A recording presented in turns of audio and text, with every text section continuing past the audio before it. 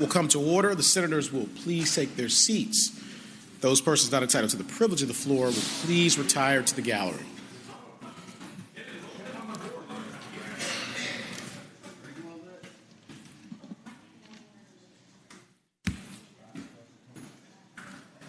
Here we have a communication from the House of Delegates. Call on the senior senator from Fairfax, Senator Saslow. Mr. President, I would move that we waive the reading of the communications from the House. Thank the senator. The question is, shall the reading of the communication from the House of Delegates be waived? All in favor of waiving the reading will record their vote aye. Those opposed, no. Are the senators ready to vote? Have all the senators voted? Do any senator desire to change their vote? Clerk, close the roll. Ayes 31, noes 5. Ayes 31, noes 5. The reading of the communication from the House of Delegates is waived.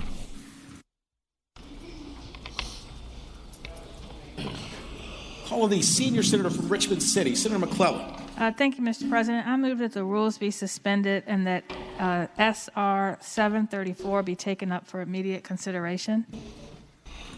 Thank the senator. The question is, shall the rules be suspended and SR 734 be taken up for immediate consideration? All in favor of the motion will record their vote aye. Those opposed, no. Are the senators ready to vote? Have all the senators voted? Do any senator desire to change their vote? Clerk, close the roll. Ayes 36, noes 0.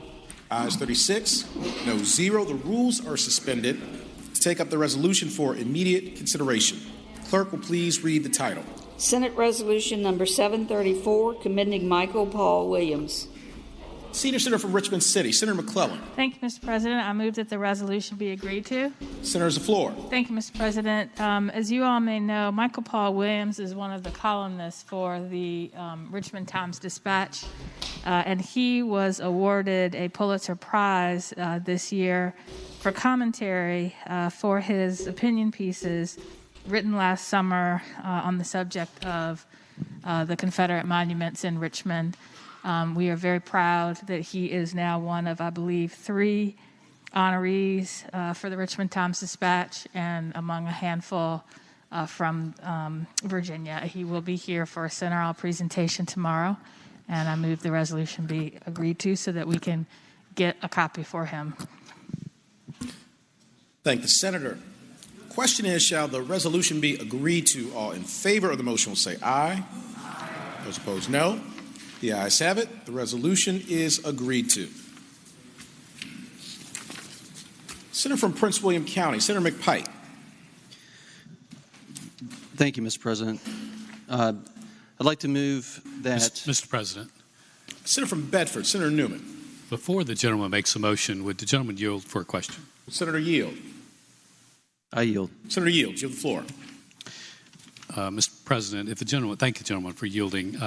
I imagine the gentleman's going to make the motion that he was kind enough to indicate that he's going to make, and if so, after the motion is made, it is my understanding that there is no debate. So I would like to ask the gentleman, does he plan to make the motion that we limit debate to a certain amount of time for each amendment?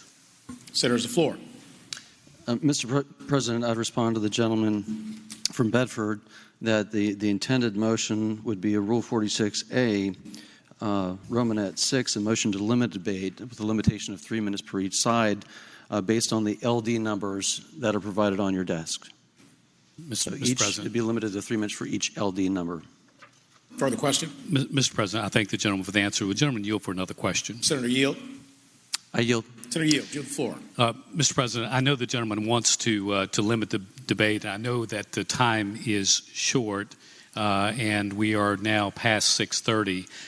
I would ask the gentleman that given the fact that this bill is a bit unusual, it has not received any public input.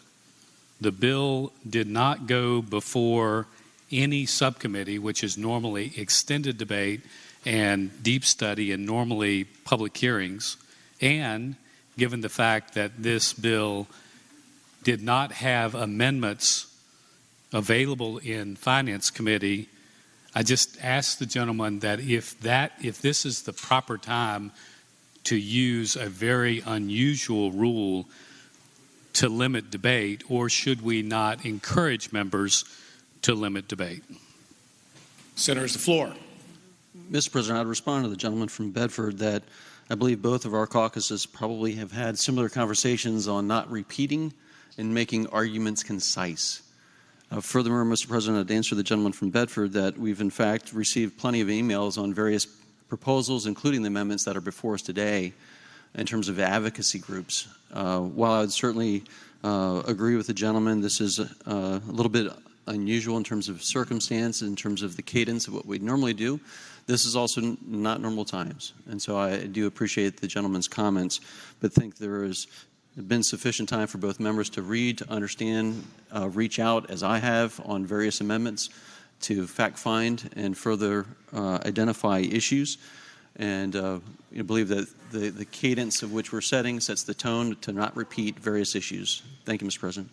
Mr. President. Further question? With the gentleman's permission, just speaking briefly, and then I'll yield back to him because he was so kind to yield to me. Senator's the floor. But just briefly, Mr. President, I would hope we would not do this. This, in my tenure, would be the only time I've ever seen it. It doesn't mean that in the clerk's time or otherwise. But we are now in the 11th hour on a bill that will actually spend more money than we normally spend in discretionary funds for 4 to 5 years of the legislature. We just have not had the time or the ability to have a true public hearing. There has been no subcommittee meeting, and I get it. This is an unusual time, but no amendments have been allowed. This is it. This is all of it. This is it for about $3.5 billion, understanding that about $800 million will be left. So, Mr. President, first, I thank the gentleman for the kindness of the notice. That was very kind of you and very much the way the Senate operates. Number two, I would just say that I would hope that we would not do this. And then with that, Mr. President, I would yield back to the senator. Senator from Prince William County, Senator McPike. Thank you, Mr. President. And I appreciate the gentleman from Bedford's comments, and I do use this motion judiciously. But, Mr. President, I would move that we limit debate to 3 minutes per side based on the LD numbers on the pink sheets provided to your desk. Thank the Senator. The question is, shall the Senate limit debate for each LD number to 3 minutes per side? All in favor of the motion will say aye. Aye. Those opposed, no. No. The noes have it. Motion fails. Seeing at least 8 hands, we will have a recorded vote.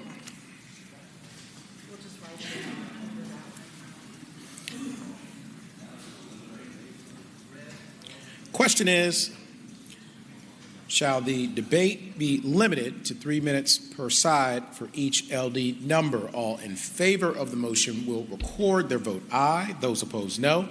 Are the senators ready to vote? Have all the senators voted? Do any senators desire to change their vote? Clerk, close the roll. Ayes 21, noes 19. Ayes 21, noes 19. The motion is agreed to. Debate will be limited to 3 minutes per side for each LD number. Returning to your pink sheet, Senator Barker, 213-00234A. There's 3 amendments. Senator from Southern Fairfax, Senator Barker. Thank you, Mr. President. I'm first move that we take the amendments up in a block. Without objection, Senator has the floor. All right. This is a technical amendment to correct an entity that would receive funds from the as part of this budget action. There are 3 jurisdictions that have combined sewer overflows that are projects to address the issues with those. Those are in Richmond, Lynchburg, and Alexandria, and reference was made in the drafting of the proposal to each of those jurisdictions. However, in Alexandria's case, it's not the city that runs the sanitation authority. There's an authority that is set up to do that in Alexandria. What this does is it changes the name of the entity that would receive, the public body that would receive the funds, to City of Alexandria, Virginia Sanitation Authority, and clarifies that the matching funds that are required would be provided by that entity. With that, I would hope it would be a pleasure of the body to adopt this amendment. Thank you, Senator. Do any other senators wish to be heard regarding the LD number? That's the next one. Seeing none, the question is, shall the floor amendments be agreed to? All in favor of the motion will say aye. Aye. Those opposed, no. No. The ayes have it. The floor amendments are agreed to.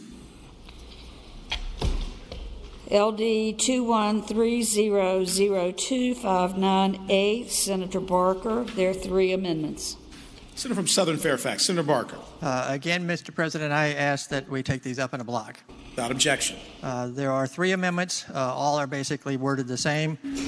This is related to the rent relief program and eviction issues that are incorporated, which we first addressed during the special session we had last fall.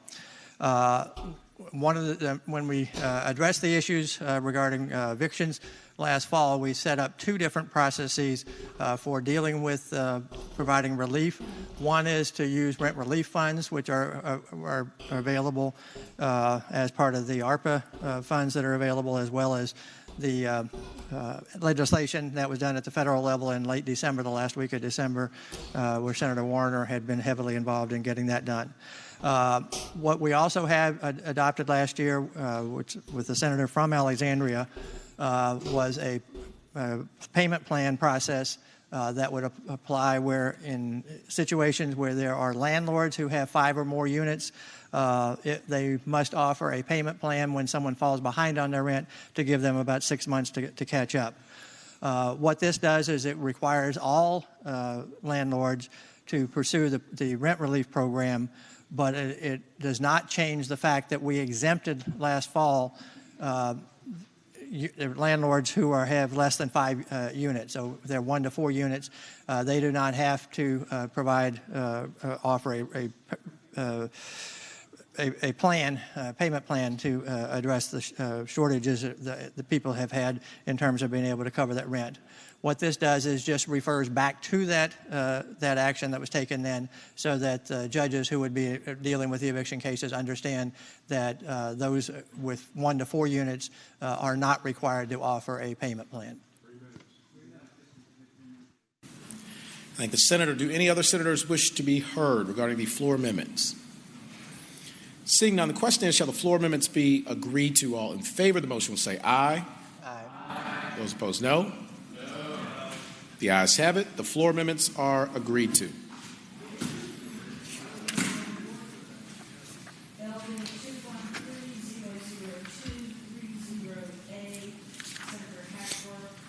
Senator Hackworth, there are 2 amendments.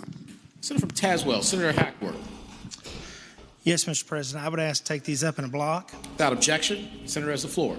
Thank you, Mr. President. I would like to move that the amendments be agreed to on the amendment that I put in about the Coalfield Expressway. Many of you know about the Coalfield Expressway in Southwest Virginia. It's very critical for us. And the estimated cost to complete that's $2.6 billion. What this would do, this would actually give $500,000 for engineering to get that number in a tighter spectrum, not just an estimate. And so I would move to the passage of this, please. Thank the senator. Do any other senators wish to be heard regarding the floor amendments? Seeing none, question is, shall the floor amendments be agreed to? All in favor of the motion will say aye. Aye. Those opposed, no. No. The noes have it. Floor amendments fail. LD number 21300237A, Senator Kiggins, there are 2 amendments. Junior Senator from Virginia Beach, Senator Kiggins. Mr. President, I request that the amendments be taken up in a block. Without objection, the senator has the floor. Mr. President, I rise today to advocate for private inpatient psych facilities and ask for $33 million to pay for staffing to provide immediate interim relief and reduce pressure at state facilities. The state has generously dedicated $200 million to the state psychiatric health facilities, including $45 million for staff bonuses, which is most likely the tip of the iceberg when we're talking about these facilities plagued by staffing shortages and lack of patient beds. So much so that DBHDS had to halt admission at 5 of the 9 state psych hospitals at the beginning of July. There's a lot of ways that we can improve mental health care in Virginia. It is a crisis that I think we can all agree to. Pick any day of the week, open the newspaper, and you'll see that we're talking about the mental health crisis and how we haven't prioritized it in the past. We talk about involuntary admissions, and I know that the state facilities are doing a lot, but the private facilities are doing about 75% of the involuntary admissions still. State facilities are approximately 25%. There's so much room for improvement. I think that the underlying issue here is that we have to get all of the forces that we can get out to provide mental health care for the state of Virginia. We need everybody on this health care team. So to disenfranchise the private facilities while we're funding the state facilities is wrong, and it's an underutilization of a lot of the resources we have here in Virginia. I know before recess, we spoke about how these were Band-Aids or temporary fixes, and we need to include them perhaps in the 2022 budget. But why will we not give some of this money that we have here that's available to support some of these workforce shortages? We're seeing people leave, our healthcare providers, our nurses. They're underpaid, they are overworked, they are facing violence in the workplace. We're having to bring in temporary staffing and contract staffing that's sometimes 2.5 times more the expense. So there's so many ways that we need to be supportive of all staff, everybody that's providing mental health care out there. We also listened to earlier about the TDOs and the issues our law enforcement are plagued with not only transporting TDO people to facilities, but if we opened more beds, perhaps we could alleviate some of that strain on our law enforcement people. And then we listened to our jails. I think we all can agree that we don't want our mental health patients in our jails. These are not the best places to get treatment for them. We want them to be able to receive care, be that state facilities, private facilities, community-based hospital systems, wherever we can get them. We need, again, everybody who can provide care to be a part of this solution. Talking to Sheriff Stolley down in Virginia Beach, he'll tell you he's running the largest inpatient psych facility in the state of Virginia. We need to do better. We need to utilize everyone on our team. We're all one big healthcare team, from the small private practice down the street to the state hospitals to the community-based hospitals to the private facilities. And so I respectfully request that we allow them the $33 million for the private facilities. Thank you. Thank the Senator. That was the 3-minute time limit. Do any senators with an opposing view to the amendment wish to be heard? Seeing none, the question is, shall the floor amendments be agreed to? All in favor of the motion will say aye. Aye. Those opposed, no. No. Just wait. The noes have it. The amendments fail. But seeing already 8 hands, we will have a recorded vote. Question is, shall the floor amendments be adopted? All in favor of the motion will record their vote aye. Those opposed, no. Are the senators ready to vote? Have all the senators voted? Do any senators desire to change their vote? Clerk, close the roll. Ayes 19, noes 21. Ayes 19, noes 21. The floor amendments fail. LD number 213002838A, Senator McDougal, one amendment.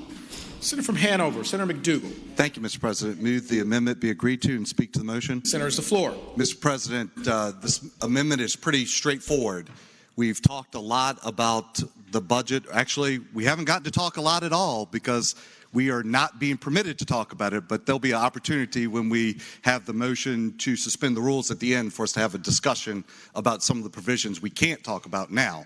But, Mr. President, what this provision does is give the governor unilateral authority to spend over $800 million. So a quarter of the money in this bill, one individual is going to make the decision. It's not going to come to this body. It's not going to come to the body down the hall. It's not going to be open to the public, which much of this process today is not open to the public, but this will be done unilaterally. Mr. President, that's not the way Virginia government has operated. That is certainly not the way the Senate has operated. We fought to make sure that money would not be able to be spent by the executive branch unilaterally. This gives the governor unfettered authority. Mr. President, this should not be a partisan issue, should not be Republican or Democrat. It should be all of us expecting that our constituents, the citizens of Virginia, know where their money is going, and we have a conversation about it. The only way to preserve that transparency is for us to vote for this amendment. Mr. President. For purpose, Senator from Bedford, Senator Newman rise. Mr. President, I don't know how much time there is left, but I can let you. Minute and a half left. I'm sorry. Well, I'm sorry. 90 seconds. A minute and a half. Mr. President, I'll be brief. I had the same amendment. Mr. President, as you'll recall, in 2020, we did not put this into the budget. And we saw the governor spend the money that we had put in, and we saw it happen without us. Just a few months ago, we actually put this into the budget. Unanimously, we put it into the budget that you could not spend money unless it was done the way the Constitution expected it to. And once again, in two places in the budget, it shows up again. So between now and the time we're back in session, we're going to have an ability for a governor to spend money. There are a couple of bumpers on it, but for the most part, for the reasons that he determines fall within that provision. Mr. President, I hope we would not give up our legislative duty and we would pass this amendment. Thank the Senator. Do any other senators wish to be heard regarding the floor amendment? Seeing none, the question is, shall the floor amendment be adopted? All in favor of the motion will say aye. Aye. Those opposed, no. No. The noes have it. Floor amendment fails. Seeing at least 8 hands, we will have a recorded vote. All in favor of adopting the floor amendments will record their vote aye. Those opposed, no. Are the senators ready to vote?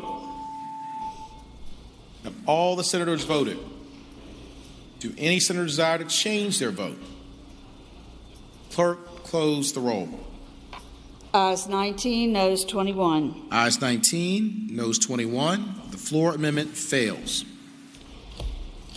LD number 21300-264A, McDougal, 3 amendments. Senator from Hanover, Senator McDougal. Thank you, Mr. President. Mr. President, believe that you would rule that we've already acted on a provision that's in accord with this amendment, so it is no longer properly before us. Is that accurate?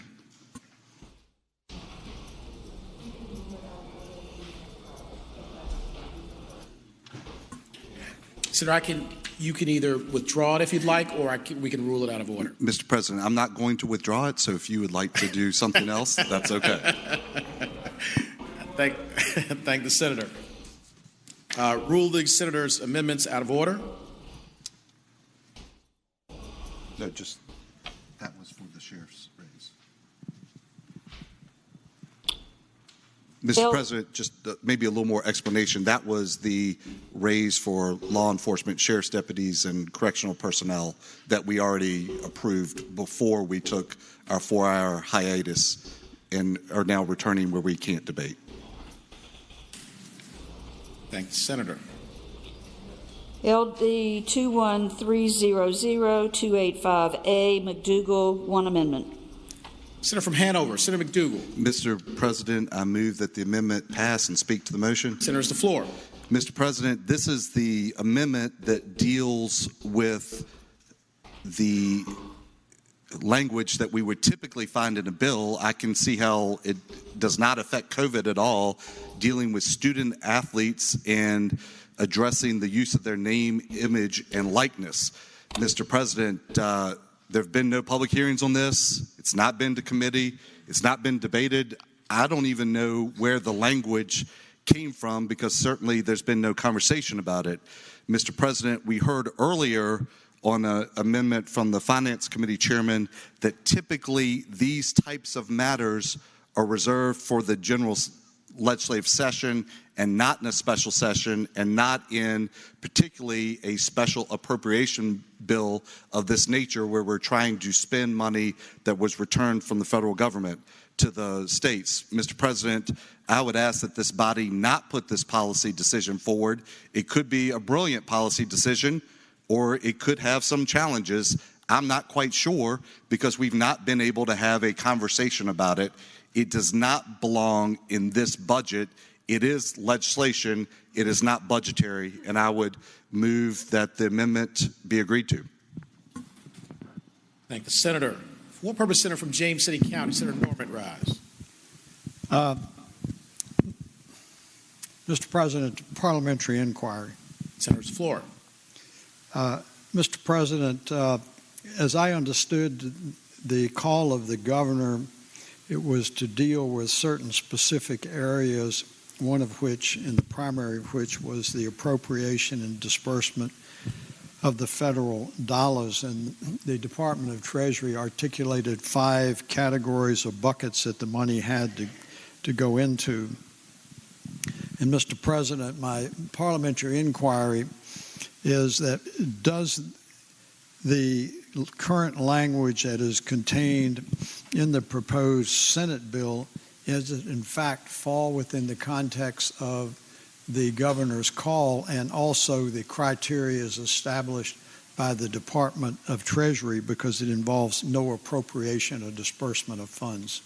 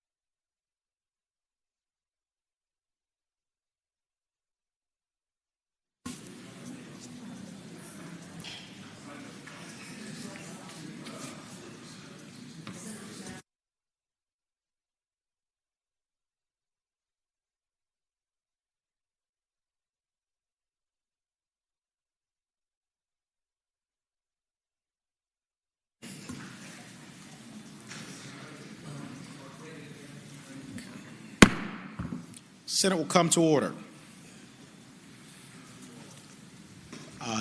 Senator from James City County, Senator Norman, if you wouldn't mind restating your parliamentary inquiry just so everyone is on the same page, we'd appreciate it. Thank you, Mr. President, and I apologize for my inarticulate obfuscation of what the issue is before Mr. President, but I have enormous respect of your intellectual insight, but I will say this.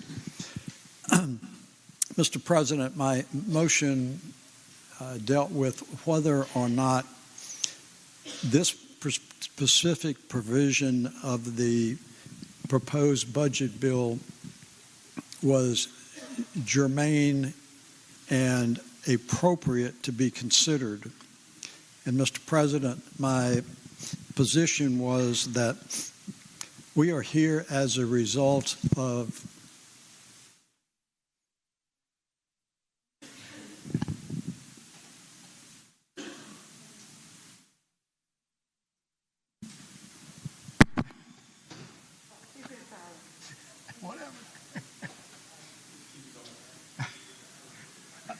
Hey, it's 3 minutes of talking, not 3 minutes of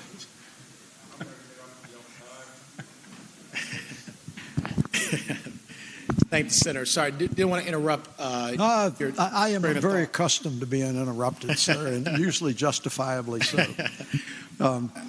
Senator, Mr. President, as I was beginning to say, that we are here in a special session as a result of a very clear and restrictive call by the governor, which fell basically into 3 categories.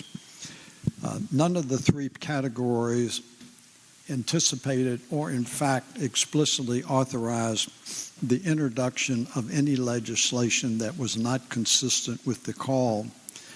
This particular provision does not deal with COVID. It does not deal with the appropriation and disbursement of money, and it certainly does not deal with the election of judges. Mr. President, I understand that once a bill is before us, that there are those who think that it has enormous elasticity and can consider anything whatsoever. I respectfully disagree with that. I think that in a special session we are constricted to what the call is, and even though some creative individuals would take their ink pen and try to legislate specific legislation within the budget that clearly was not contemplated by the call, that in fact is a violation of what we are dealing with. Not that anyone in this body is a purist, and I feel like that I am a dinosaur when I raise some of these issues, and some of you have heard some preliminary thoughts I've had about the degradation of the integrity of the Senate. This particular issue, Mr. President, I think is most egregious. While I think procedurally it is not appropriate, it is a clear example of trying to legislate through the budget, but this is an issue that has never, and I emphasize the word never, been considered in the legislative process by the General Assembly. And so when we have heard some other arguments, if not posturing on some provisions of this budget about transparency, public input, this is the most glaring example of that, Mr. President, because it has never even been proposed. Never even been proposed 1619 by the legislative branch of government, and I just think it makes it that much more egregious. And I know you're a man of compelling conscience, and I am confident you will rule appropriately that this is not before us.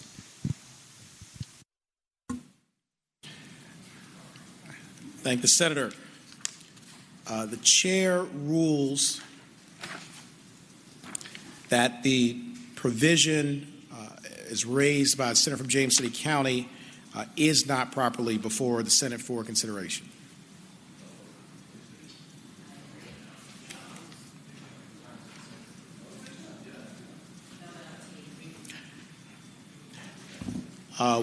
With that, there's no further discussion. Senator from Prince William County, Senator McPike. Thank you, Mr. President. I move to overrule the ruling of the chair. Senator, the question is, shall the ruling of the chair be sustained? All in favor of the motion will record their vote aye. Those opposed, no. Are the senators ready to vote? Mr. President, Sorry, Senator from Hanover, Senator McDougal. Mr. President, just to make sure that sorry. It has been a while since. Senator. If we can just strike the vote. Sorry, it came right as you were buzzing in. Yeah, if we can strike the vote.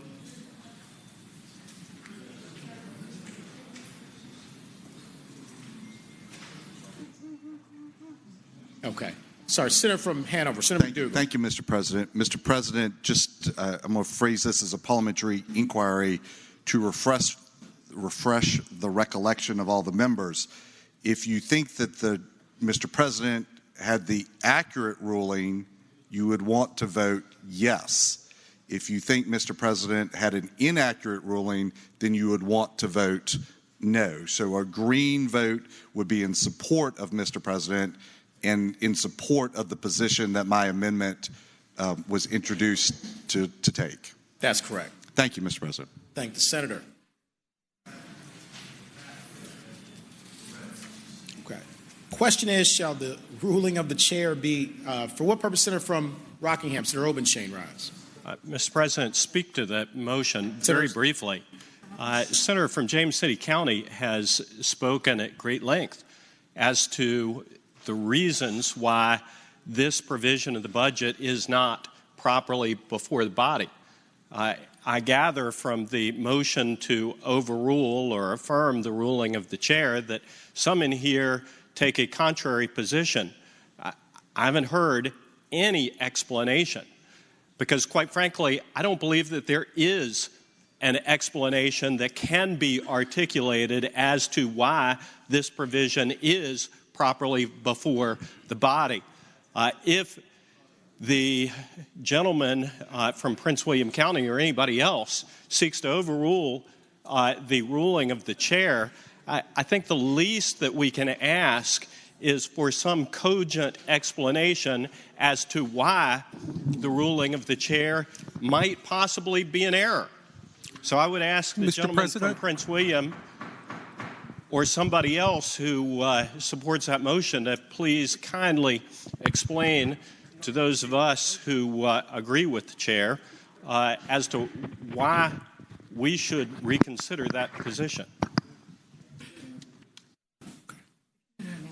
Okay, we can just pause it here. Thank the Senator. Mr. President, is this a non-debatable motion? It is not. It's debatable. This motion is debatable, and this is about the ruling of the chair. I also wanted to note for this particular motion, it's 5 minutes per side. Senator Obenshain began speaking on that side, so there's 4 minutes remaining for that position, 5 for the other, for anyone else wishes to be recognized. Senator from Prince William County, Senator McPike. Thank you, Mr. President. Respectfully, the motion has been made to overrule the ruling of the chair for 2 primary reasons. First off, once in special session, the germaneness of the General Assembly is determined by its majority. It can take up any number of matters which it seeks to pursue, and it has in the past. This is no different. Furthermore, our Senate Rule Operating Resolution number 718, which this body also passed, clearly identifies line 17 in terms of bills or resolution requested in writing by the governor. The governor sent this bill down. It's specifically included in this budget bill as included provisions, therefore is properly before this body. And so I offer both the President of the General Assembly, the Constitution, our operating procedures, and our resolution adopted under this special session, Mr. President, respectfully. Thank you. Thank the Senator. For what purpose does the Senator from Alexandria, Senator Eben, rise? No? You okay? Do any other senators wish to be heard regarding the motion to sustain the ruling of the chair? Seeing none, question is, shall the ruling of the chair be sustained? All in favor of the motion will record their vote aye. Those opposed, no. Are the senators ready to vote? Have all the senators voted? Do any senators desire to change their vote? Clerk will close the roll. Ayes 24, noes 16. Ayes 24, noes 16. The ruling of the chair is sustained.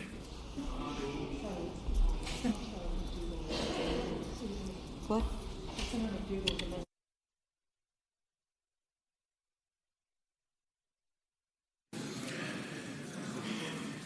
For the senator from Hanover, Senator McDougal.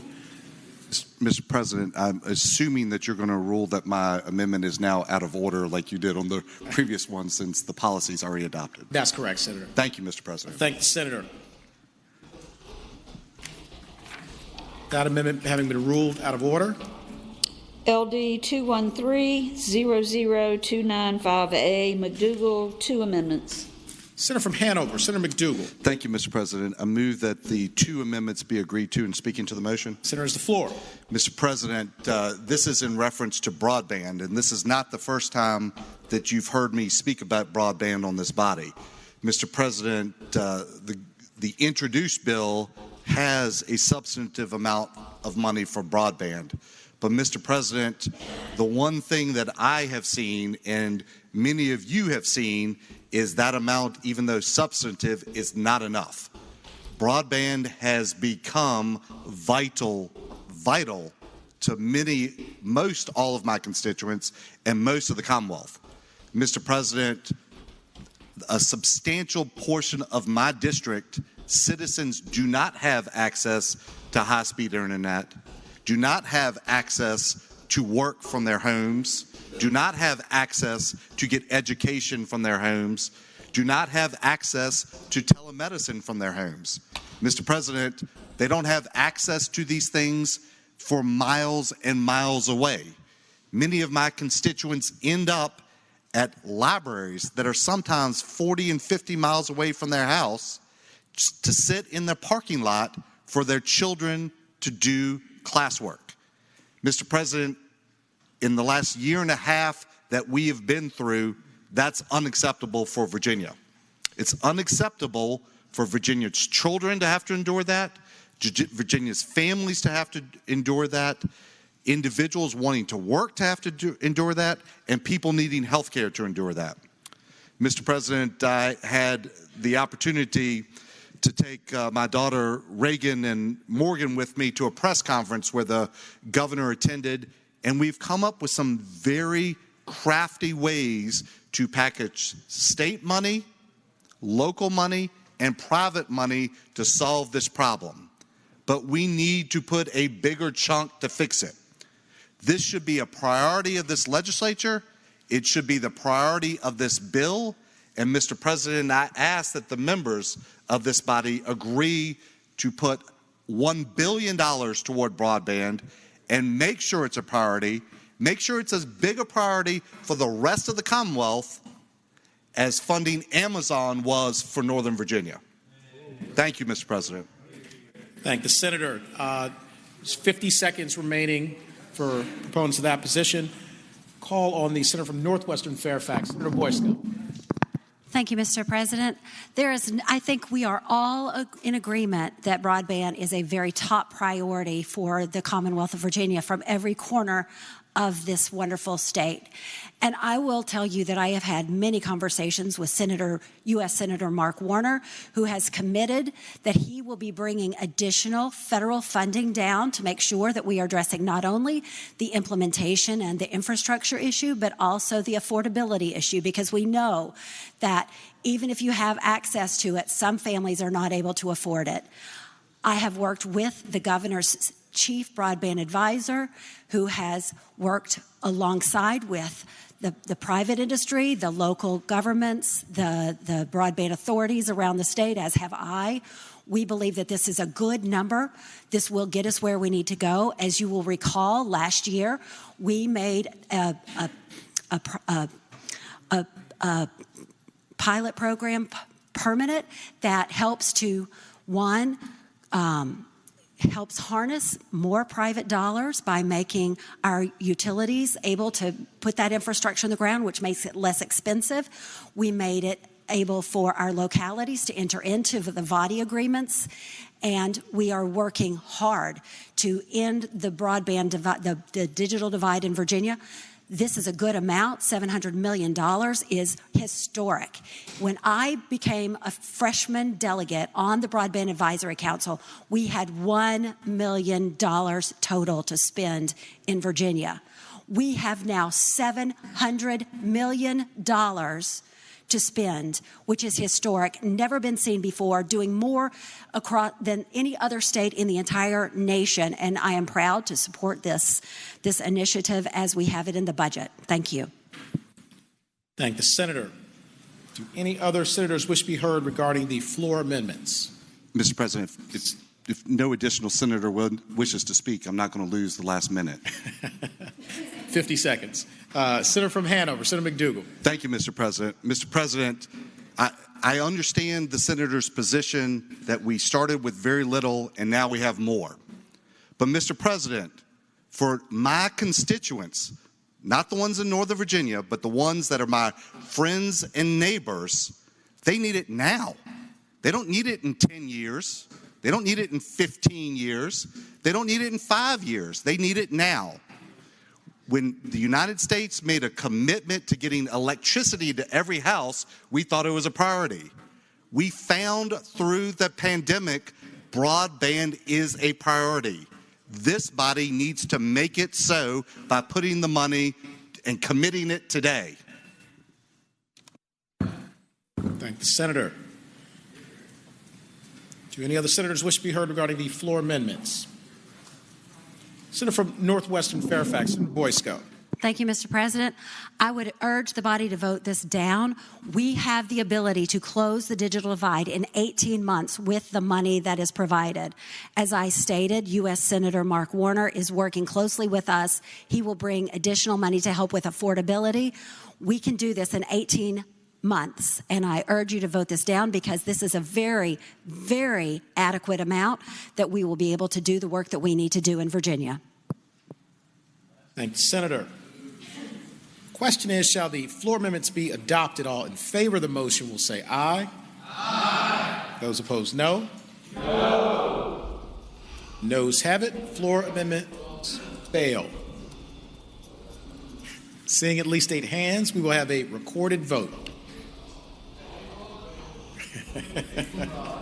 All in favor of the floor amendments will record their vote aye. Those opposed, no. Are the senators ready to vote? Have all the senators voted? Do any senators desire to change their vote? Clerk will close the roll. Ayes 19, noes 21. Ayes 19, noes 21. The floor amendments fail.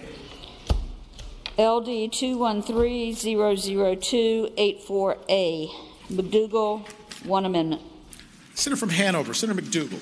Thank you, Mr. President, and move that the amendment be agreed to. Speaking to the motion. Senators, the floor.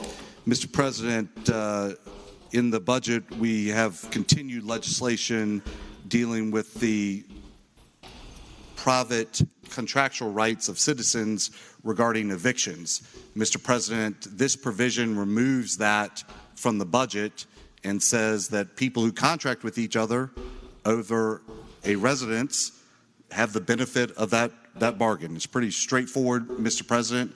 I'm sure that many people, other people wish to speak, so I'm not going to use all the time. But Mr. President, particularly in the rural areas, you have individuals who are renting residences, renting places in their residence, and they have to make a mortgage, and they're reliant on that rent in order to be able to do it.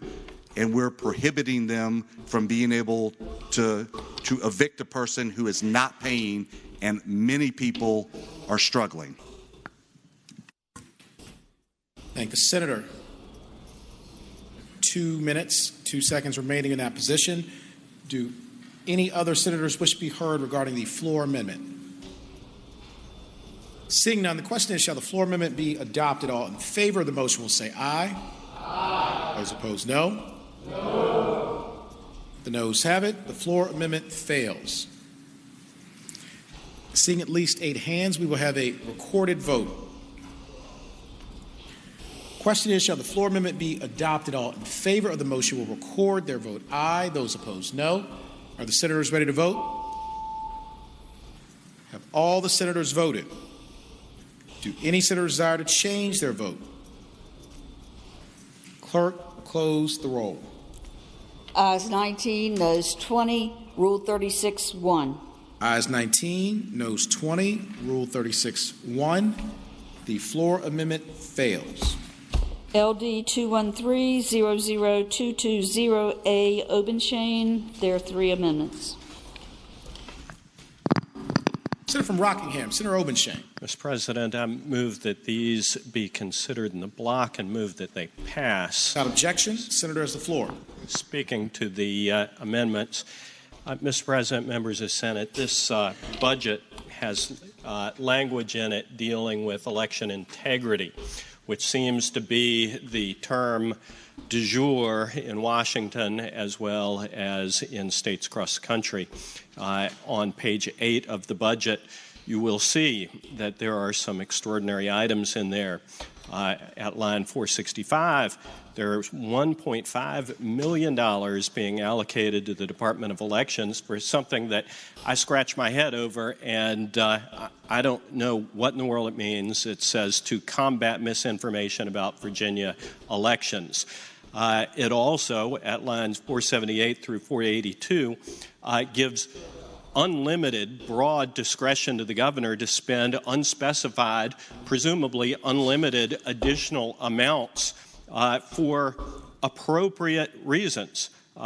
We don't know what those reasons are, but apparently we're going to vest with the governor the authority to make these decisions about what is in the best interest of election integrity. Now, I just want to give the body one more chance to take a look at something that we've visited over the past couple of years, and that is election integrity in terms of voter identification. On June 20 of this year, in the debate in Washington, no less authority, Democratic authority, on election integrity than Stacey Abrams said, and I'll quote, that Democrats are opposed to voter ID is one of the fallacies of Republican talking points. She says no one has ever objected to having to prove who you are to vote. It's been part of our nation's history since the inception of voting. Given the apparent change of heart in Washington and among national Democrats, it is my hope and belief that it would be the sense of this body that if we're going to allocate unlimited additional appropriate funds to the governor to enhance election integrity, that we might take this modest step that polls are showing is supported by not just Republicans, but Democrats and independents in large majorities. This is a common sense measure. We made a mistake taking this out of the Code of Virginia. It needs to go back. Thank the senator. 16 seconds remaining on that position. Do any other senators wish to be heard regarding the floor amendments? Seeing none, the question is, shall the floor amendments be adopted? All in favor of the motion will say aye. Those opposed, no. No. The noes have it. Floor amendments fail. Seeing at least 8 hands, we will have a recorded vote. Question is, shall the floor amendments be adopted? All in favor of the motion will record their vote aye. Those opposed, no. Are the senators ready to vote? Have all the senators voted? Do any senators desire to change their vote? Clerk, close the roll. Ayes 19, noes 21. Ayes 19, noes 21. Floor amendments fail. LD 213-00257A, McDougal, 1 amendment. Senator from Hanover, Senator McDougal. Thank you, Mr. President. Mr. President, I move the amendment be agreed to. Senators, the floor. Thank you, Mr. President. This amendment is pretty straightforward, and it's in conjunction with an amendment that we already discussed. This amendment gives the governor, yet again, unfettered ability to appropriate grants that are not laid out in this document. It says any additional grants not listed, the governor gets to execute before we come back to next session. This is a little better than the last one because at least the governor has to let us know that he's done these. And so there is some knowledge that these grants will be executed, but this legislature has no ability to discuss them, no ability to vote on them. The public has no ability to have a say in whether these grants move forward. They could be great, they could be horrific, but this body and the body down the hall and Virginians should be involved in the spending of these resources. Mr. President, I ask that this body agree to returning authority to this legislature. Thank the senator. Minute 55 remaining on that position. Do any other senators wish to be heard regarding the floor amendment? Seeing none, the question is, shall the floor amendment be adopted? All in favor of the motion will say aye. Aye. Opposed, no.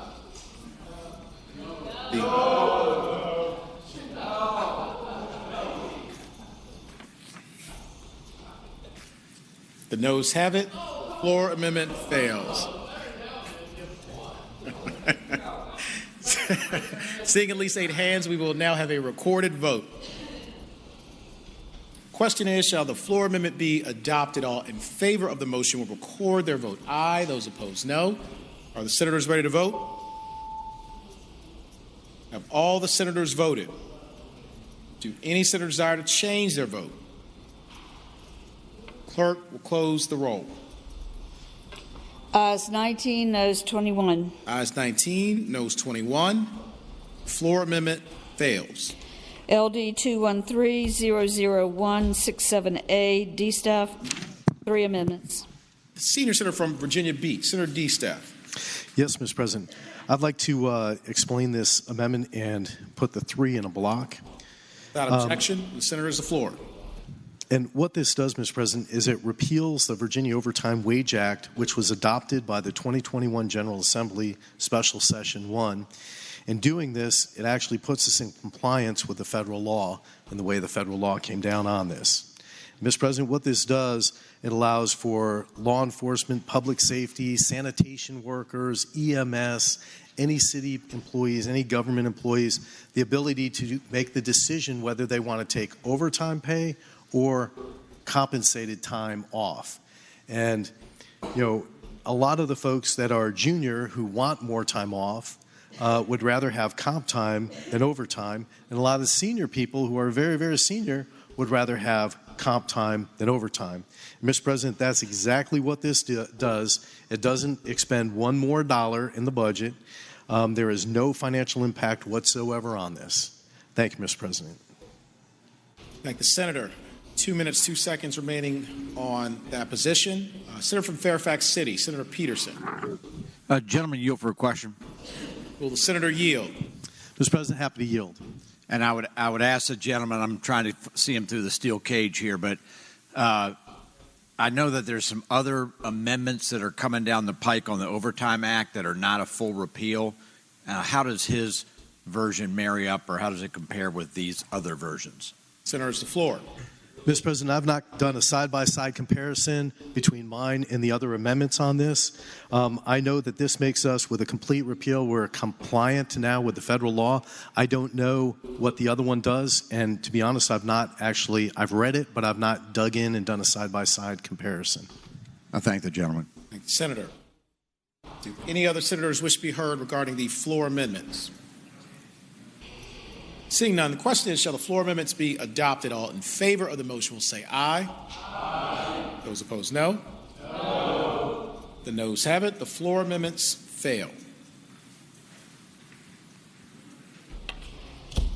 LD 213-00191A, D staff, there are 3 amendments. Senior senator from Virginia Beach, Senator D staff.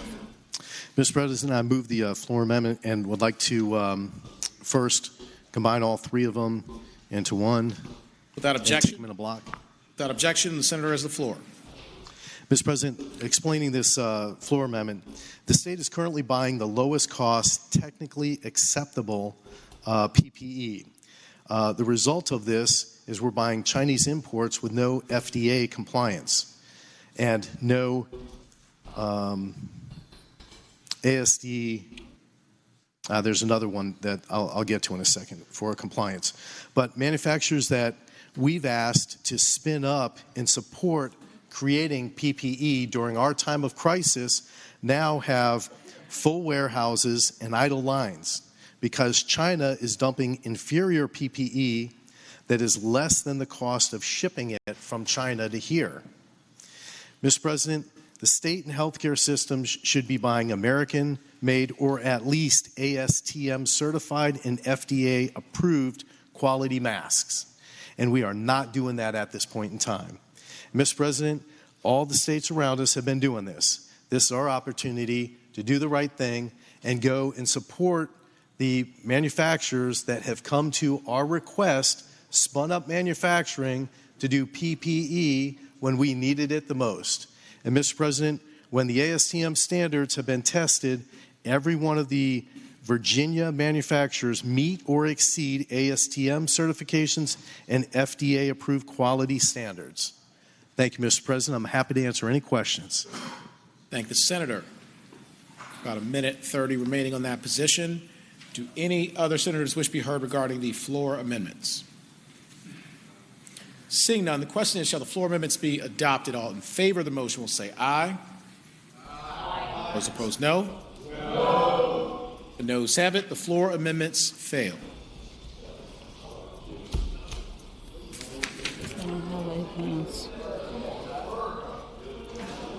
LD 21300-304A, McDougal, 4 amendments. Senator from Hanover, Senator McDougal. Thank you, Mr. President. Mr. President, I move that the amendments in a block be agreed to. And speaking to that motion. Without objection, and the senator has the floor. Mr. President, if this was a traditional budget bill, I probably would have just asked for an explanation or would have gotten it in discussion in a committee. But, Mr. President, what this provision of the bill says is $600,000 to the Department of Juvenile Justice for mobile smartphones for agency staff. I remind the members that there are less than 300 juveniles now being held by the Department of Juvenile Justice across the state. And if you have a cheaper version of a smartphone like my SE iPhone, that would mean for $600,000 that you could get a lot of smartphones. A lot of smartphones. So you could get 1,200 smartphones. So that's more than 4 per juvenile in the system. So, Mr. President, maybe there is a rational reason that we need to give so much money for state employees to have smartphones, but there's not been a meeting for me to hear what that is, and so I put an amendment to remove it.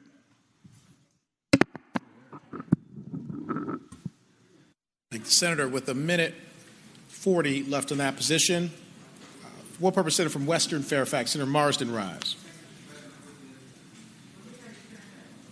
Thank you, Mr. President. Would the gentleman from Hanover yield for a question? Senator Yield. I yield. Senator Yield, you have the floor. Thank you, Mr. President. I would ask the gentleman, could this possibly be not people who are working at the Bon Air facility, which is I think the gentleman was referencing, but could be probation officers all throughout the Commonwealth who are in need of these phones? They're juvenile justice employees as well. Senator's floor. Mr. President, I had difficulty hearing the gentleman's question because of the echo through the box, but I think he's asking, could it be for certain other employees throughout the Commonwealth? And Mr. President, I would answer the gentleman, maybe, but we've not had a committee hearing for there to be a discussion. There's not been a place to find out what that answer is. Mm-hmm. And so, Mr. President, when I saw $600,000 for mobile smartphones, which looks like 1,200 phones to me at my SE price, and if you got them bulk, my guess is it's more than 1,200 phones. I thought that it should be something that we discuss.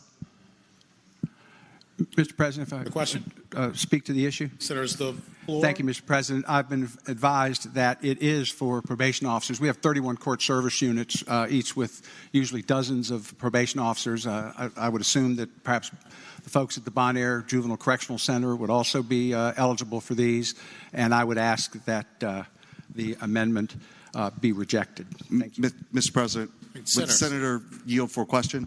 Senator yield? I yield. Senator yields. You have the floor. Mr. President, could the Senator tell me how many juvenile probation officers there are in the Commonwealth of Virginia? Senators, the floor. No, Mr. President, I cannot give him that information. I knew that 20 years ago. I no longer have that available. Further question? No further questions. Thank you, Senator. Do any other senators wish to be heard regarding the floor amendments? Mr. President, does anybody wish to speak in favor of the amendment? Not that I'm seeing. So if the senator would like to. Mr. President, I think that this is illustrative of the fact that this process is not open and transparent. We could have reasonable reasons for this. This number could be right. It could be wrong. We can't even have a conversation on the floor of how many potential employees would get the phones because we don't know. Mr. President, this is not the way we should do business in Virginia. We should be having discussions. We should have this information. It should go through a committee process where it's open to the public and people ask questions and know. Mr. President, I'm going to have to go back and tell my daughter what we did. She's going to say, how come you were at the Capitol past 10 o'clock the last 2 nights? And I'm going to tell her. She's going to say, Diddy, why? And I'm going to say, we're trying to spend your money reasonably, but even as your senator and your Diddy, I don't have any idea who it's going to. I mean, we're laughing, but this is absurd. Virginians deserve better. Senator is out of time.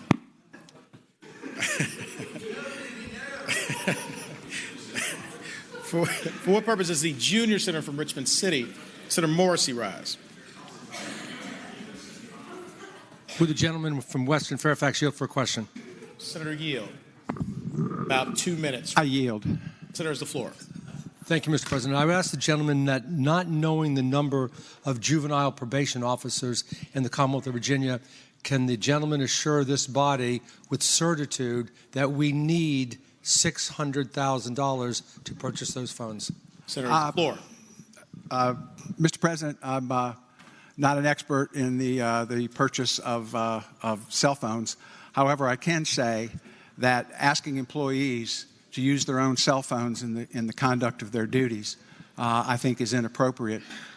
These are folks who are out in the field constantly in need of communication, not only for their own safety, but for communications with their clients.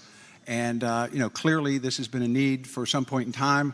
Otherwise, the amendment would not have been would have been placed into the budget. I just can't run the numbers for you, but there are hundreds and hundreds of probation officers in the Commonwealth of Virginia and hundreds of employees at the Bon Air Juvenile Correctional Center. Thank you.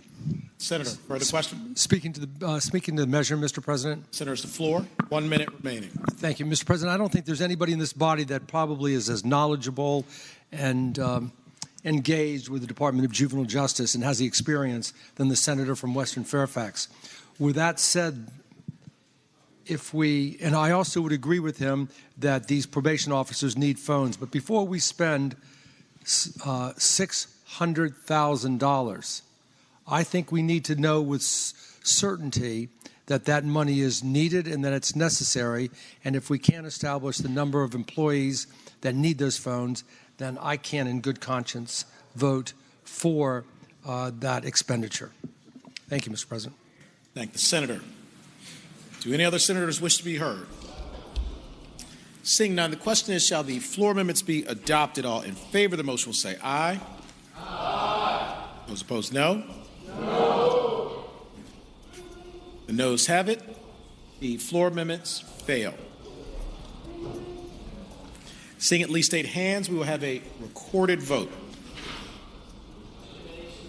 Question is, shall the floor amendments be adopted? All in favor of the motion will record their vote aye. Those opposed, no. Are the senators ready to vote? Have all the senators voted? Do any senators desire to change their vote? Clerk, close the roll. Ayes 19, noes 20. Ayes 19, noes 20. The floor amendments fail. LD 213-00276A, Ruff, 2 amendments. Senator from Mecklenburg, Senator Ruff. Thank you, Mr. President. I move the amendments in a block. This amendment is before you at the request of the Petersburg-Hopewell region. It would appropriate $2.5 million for the creation of a museum to recognize women in the military at Fort Lee. This initiative is intended to increase tourism and awareness of the contributions of women in the military to support the governor's efforts to expand diversity, equity, and inclusion. Thank the senator. Do any other senators wish to be heard regarding the floor amendments? Seeing none, the question is, shall the floor amendments be adopted? All in favor of the motion will say aye. Those opposed, no. The ayes have it. The floor amendments are adopted. Seeing at least 8 hands, we will have a recorded vote. Question is, shall the floor amendments be adopted? All in favor of the motion will record their vote aye. Those opposed, no. Are the senators ready to vote? Have all the senators voted? Do any senators desire to change their vote? Clerk, close the roll. Ayes 18, noes 22. Ayes 18, noes 22. The floor amendments fail. LD 213-00229A, D-Stuff, there are 3 amendments. Senior Senator from Virginia Beach, Senator D-Stuff. Mr. President, this just redirects, not really redirects, it just clarifies with an amendment that allows the $1 million that goes from the Tourism Authority to provide the City of Virginia Beach the development of an African-American historical and cultural education content with community stakeholders. What this does, Mr. President, it allows more than one group to be present and help with creating the content. The way the original budget amendment was put together, it had a couple of little issues with it. One, it had Virginia, not Virginia Beach, which was a mistake in one of the bills. And the second one, it had it down to just one organization instead of a true group of stakeholders with multiple organizations within the community. So, Mr. President, that's the explanation of this amendment. I hope the body would pass it. Thank you. Thank the senator. With 2 minutes remaining on that position, do any other senators wish to be heard regarding the floor amendments? Seeing none, the question is, shall the floor amendments be adopted? All in favor of the motion will say aye. Aye. Those opposed, no. No. The noes have it. The floor amendments fail. LD 213-00241A, Senator Hanger, 1 amendment. Senator from Augusta, Senator Hanger. Thank you, Mr. President. I move that we adopt the amendment. And speaking to that briefly, this deals with, it's a language amendment which would extend a 12.5% increase in Medicaid home and community-based services funding extended from the end of this calendar year to the end of the fiscal year.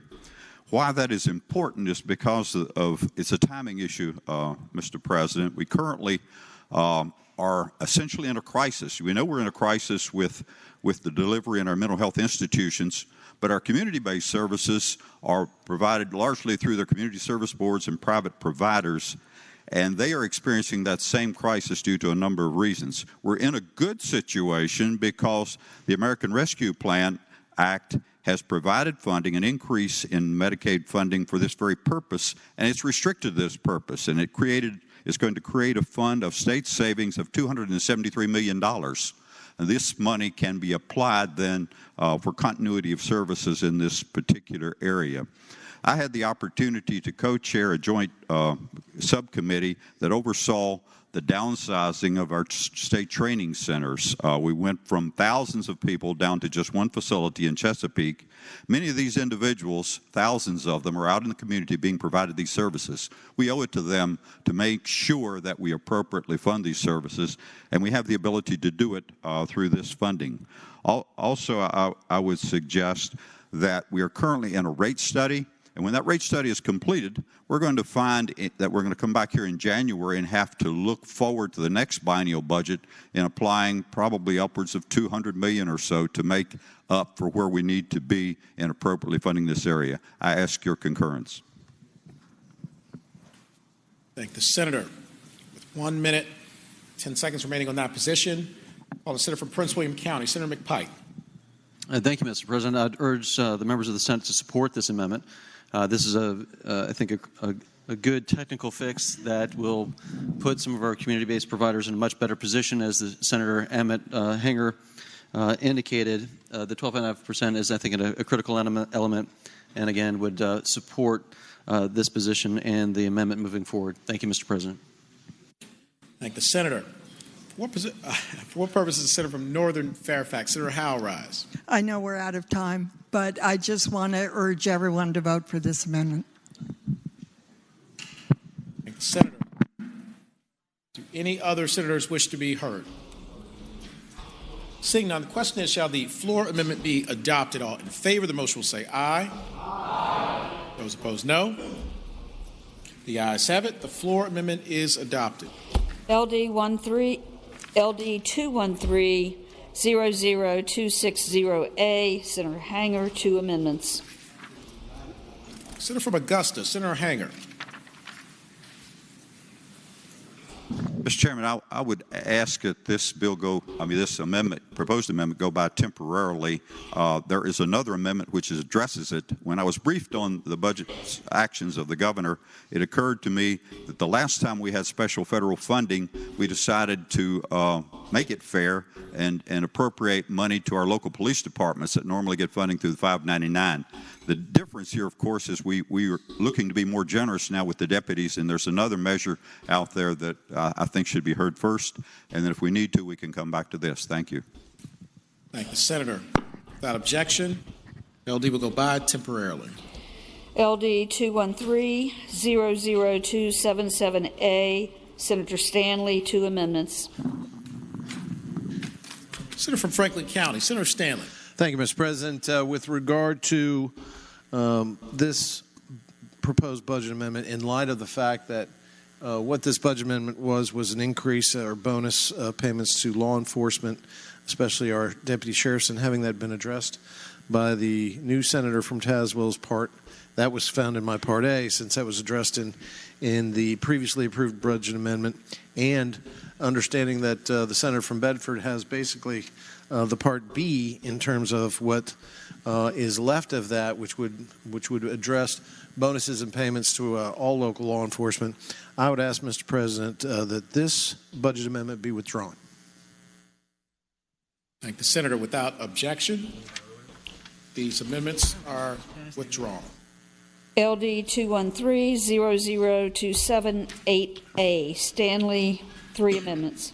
Senator from Franklin County, Senator Stanley. Thank you, Mr. President. I ask that we take up these amendments in a block, please. Without objection, Senator has the floor. Thank you, Mr. President. Members of the body, basically what we've had, and certainly COVID has put a stress on our court systems, and especially in rural areas. We have right now, we're bogged down, or we're trying to get to the point where we can pick 8 judges for the Court of Appeals. We may have backfill that really needs to be backfilled instantaneously, and we just don't have the bandwidth or the time perhaps to even do that. And there are some very good judges, Mr. President, who are reaching the age of 73 and would tap out or time out right now, that quite frankly are still willing to serve, have maxed out on their retirement, so it's not going to cost anything more to VRS. But ultimately, too, if they're still employed, they're not even collecting retirement. So this makes good economic sense just for this time being, where we can look at it again, but keeping these judges on the bench for the time being to raise the age from 73 to 74. So that's what this budget amendment entails. All right, sorry. For what purpose is the Senator from Eastern Fairfax, Sir Survey? Sorry, I have a parliamentary inquiry. Senator, the floor. Thank you, Mr. President. I would ask whether this particular amendment, and I could also raise about 4 more, are contained within the call of the governor for a special session and the procedure resolution which we adopted, because I don't remember the governor asking us to address judicial retirement ages or CRT or transgendered issues or a lot of other things. And I'm given your ruling on the prior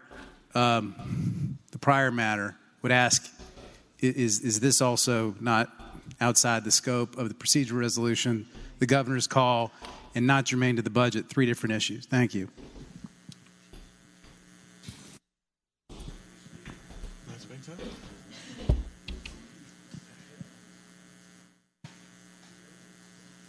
No action on that.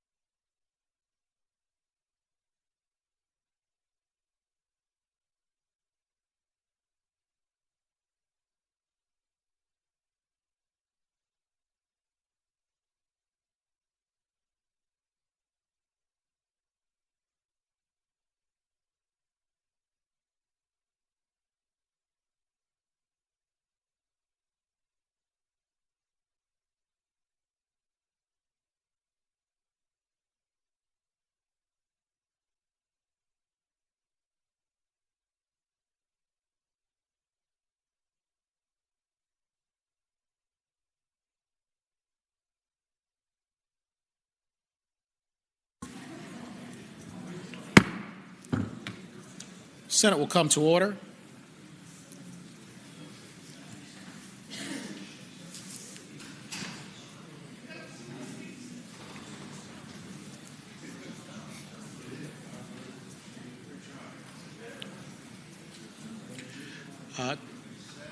Currently, there is a parliamentary inquiry with regard to LD number 213-00278A by Senator from Franklin County, Senator Stanley, and the inquiry related to the germaneness of the amendment to the Senate Resolution 718.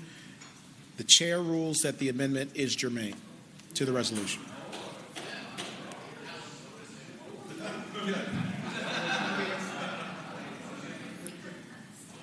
Mr. President, I want to thank you, and I know everybody around me appreciates that you found this germane so they can vote it down over here. So I really want to thank you for that. Thank the Senator. For what purpose is Senator from Fairfax City, Senator Peterson, rise? Thank you, Mr. President. I rise to speak against the amendment. Senators, the floor. Ladies and gentlemen, I'm going to take the opportunity of being on both sides of this issue in my career. I actually moved to extend the retirement age when it was 70. We did move it up. I think 74, though, was pretty much a leap too far at this point, not to mention the fact that this really is a non-budgetary issue. This is something that ought to go in front of the Courts Committee in an ordinary committee setting, and so I would ask that we reject the amendment. Thank you, Senator. Do any other senators wish to be heard regarding the floor amendments? Seeing none, the question is, shall the floor amendments be adopted? All in favor of the motion will say aye. Aye. Those opposed, no. No. The noes have it. The floor amendments fail.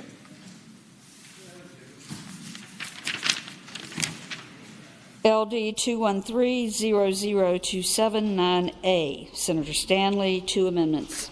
Senator from Franklin County, Senator Stanley. Thank you, Mr. President. Again, this was a budget amendment to compensate and provide bonuses for our sworn officers and sheriff's departments and local law enforcement officials. And this one-time bonus, I believe, now has been taken care of by, again, the budget amendment that was approved by this body, put forth by the senator from Tazewell. So based on that, believing that the senator from Tazewell's budget amendment accomplished the goals of what I was trying to accomplish in this compensation and bonus award to our sheriffs, I ask, Mr. President, that it be also withdrawn. Thank the Senator. Without objection, that LD is withdrawn.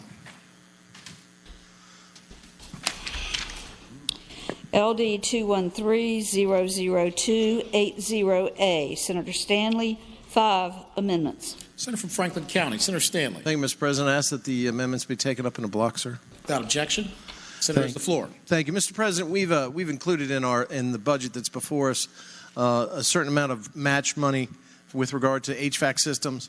We are still looking for guidance as to what that might also entail for construction of schools. I am reminded that, both myself and Senator Marsden, we toured schools with a number of people in the subcommittee in local government, and we found that the major problem was the roof and the roofs. And so when the rain came through the roofs, if you're changing the HVAC and the ductwork, that water's still going to come through. It's still going to create mold. It's probably going to degrade all these systems. So what this proposes is basically to create that roofs fund.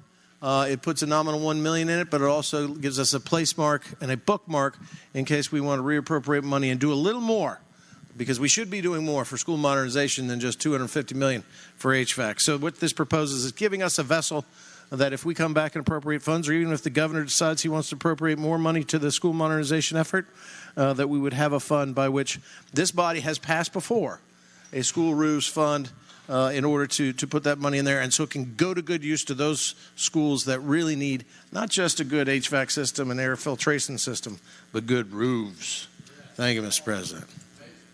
Roofs. Thank the Senator. With a minute 45 remaining on that position, call Senator from Arlington, Senator Favola.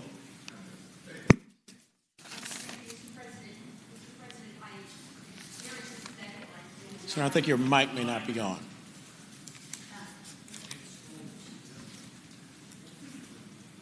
Thank you, Mr. President. Thanks, Senator. We hear you now. There's the floor. I'm sympathetic to the intent of this amendment, But when we were briefed on the $250 million that is in this budget, and the language talks about HVAC, when we queried finance staff and the governor's staff, I was told, and we were told publicly, that roofs would be included because some HVAC systems can't function without new roofs. So it is my understanding that where the senator wants to go, where Senator Stanley wants to go, is actually included in the budget language that we have.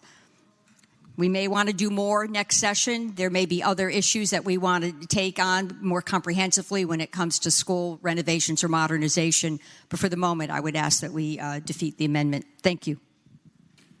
Thank the Senator. Do any other senators wish to be heard regarding the floor amendments? Seeing none, the question is, shall the floor amendments be adopted? All in favor of the motion will say aye. Aye. Those opposed, no. No. The noes have it.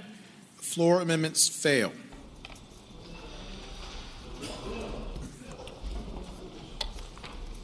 LD 21300281A, Stanley, 2 amendments.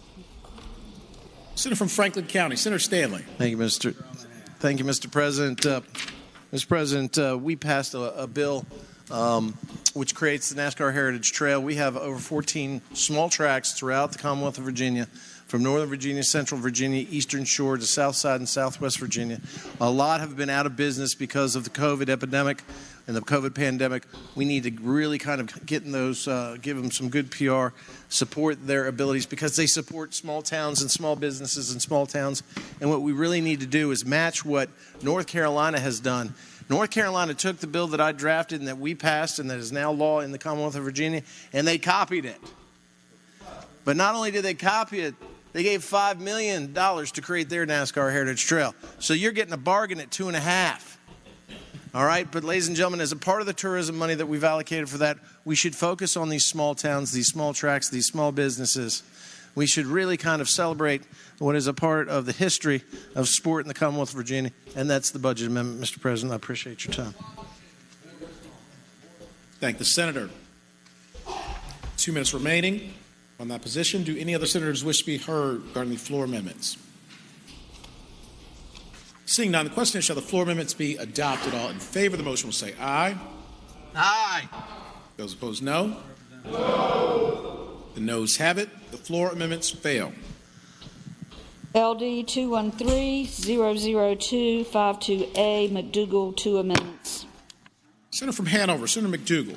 Thank you, Mr. President. Mr. President, I move that the amendments be agreed to. And speaking to that motion, Senator's the floor. Thank you, Mr. President. Mr. President, this amendment deals with the Unemployment Trust Fund. Mr. President, the budget puts money into the trust fund, starting this from the allocation from the federal government.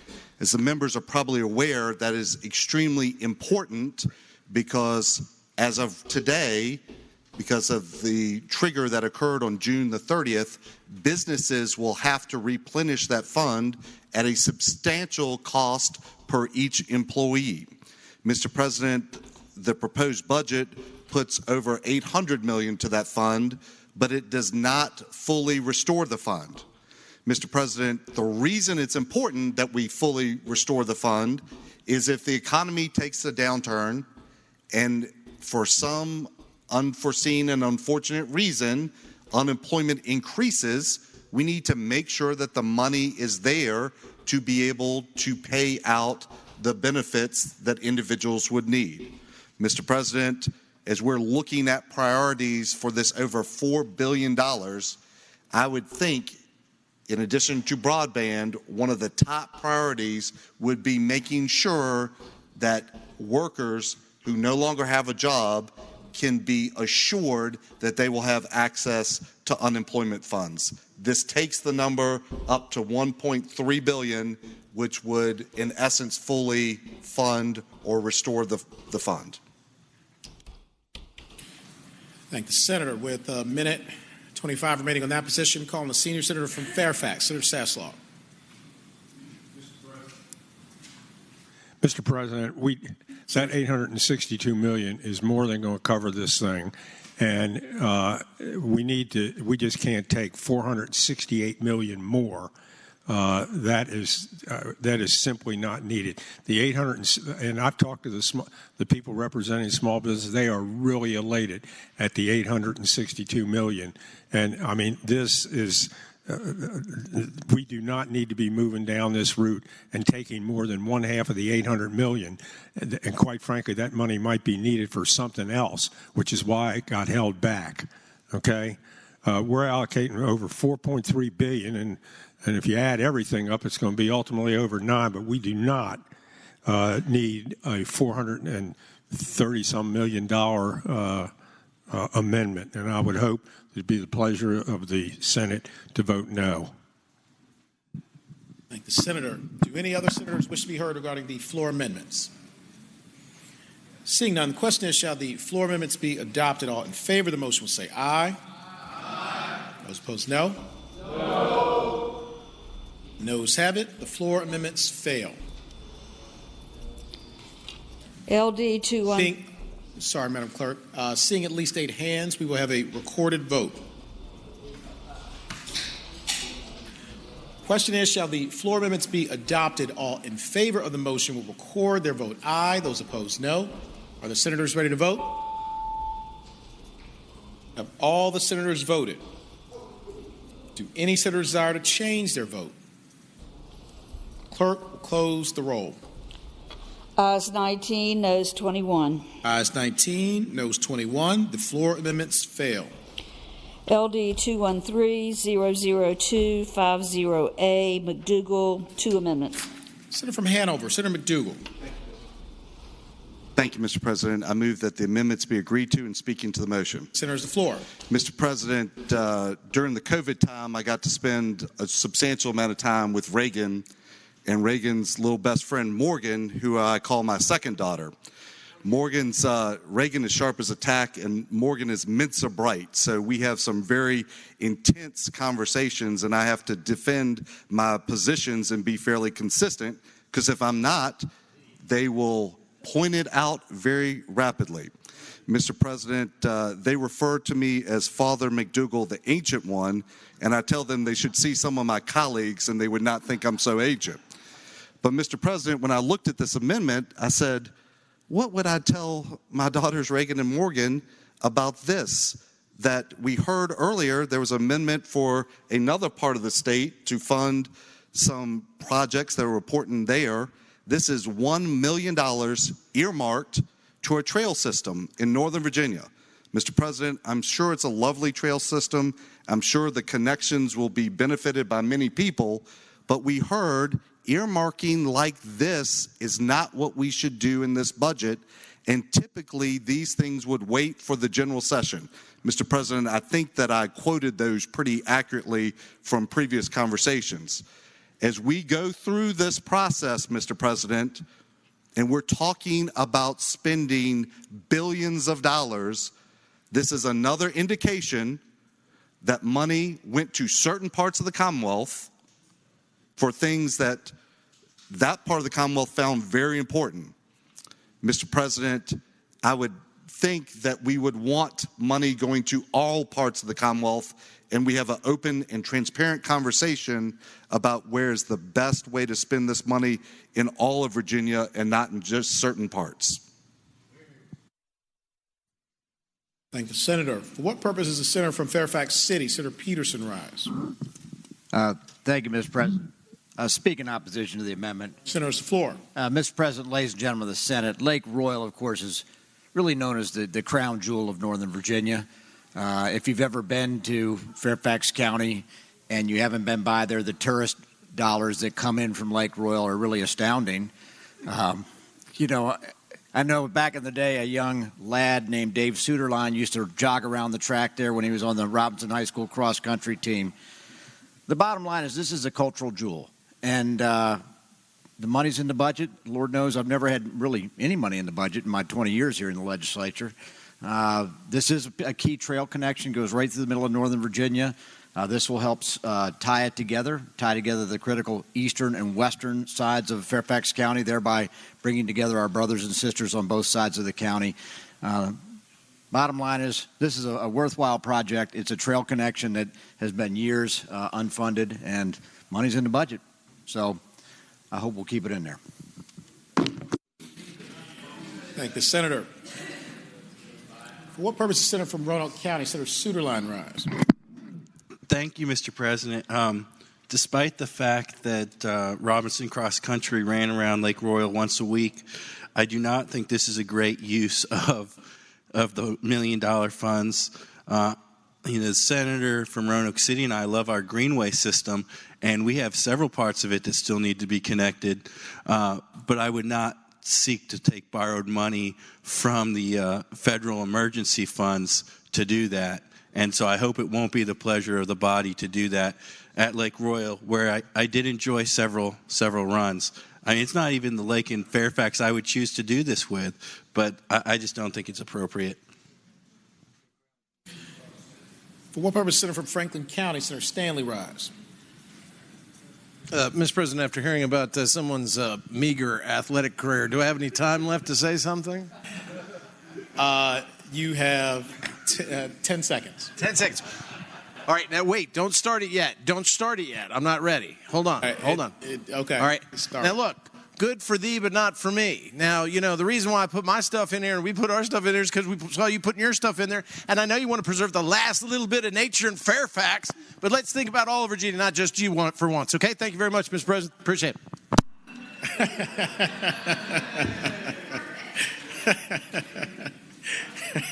Thank the senator. Do any senators in opposition to the floor amendment wish to be heard? Seeing none, the question is, shall the floor amendments be adopted? All in favor of the motion will say aye. Aye. Those opposed, no. No.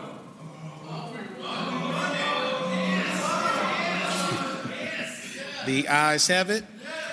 The floor amendments are adopted. Seeing at least 8 hands, we will have a recorded vote. All those in favor of the motion to adopt the floor amendments will record their vote aye. Those opposed, no. Are the senators ready to vote? Have all the senators voted? Do any senators desire to change their vote? The clerk will close the roll. 17, noes 23. Ayes 17, noes 23. The floor amendments fail. LD 213-00301A, McDougal, 2 amendments. Senator from Hanover, Senator McDougal. Mr. President, the body might be happy to know that this is the last of my amendments, and I would move that they be agreed to. Thank the senator. You have the floor. Mr. President, this might be the last, but it is one that I think is very important to Virginia. Mr. President, when I looked at this amendment, I had to have staff confirm what I believed it was, and this amendment is the $300 federal supplement to unemployment benefits.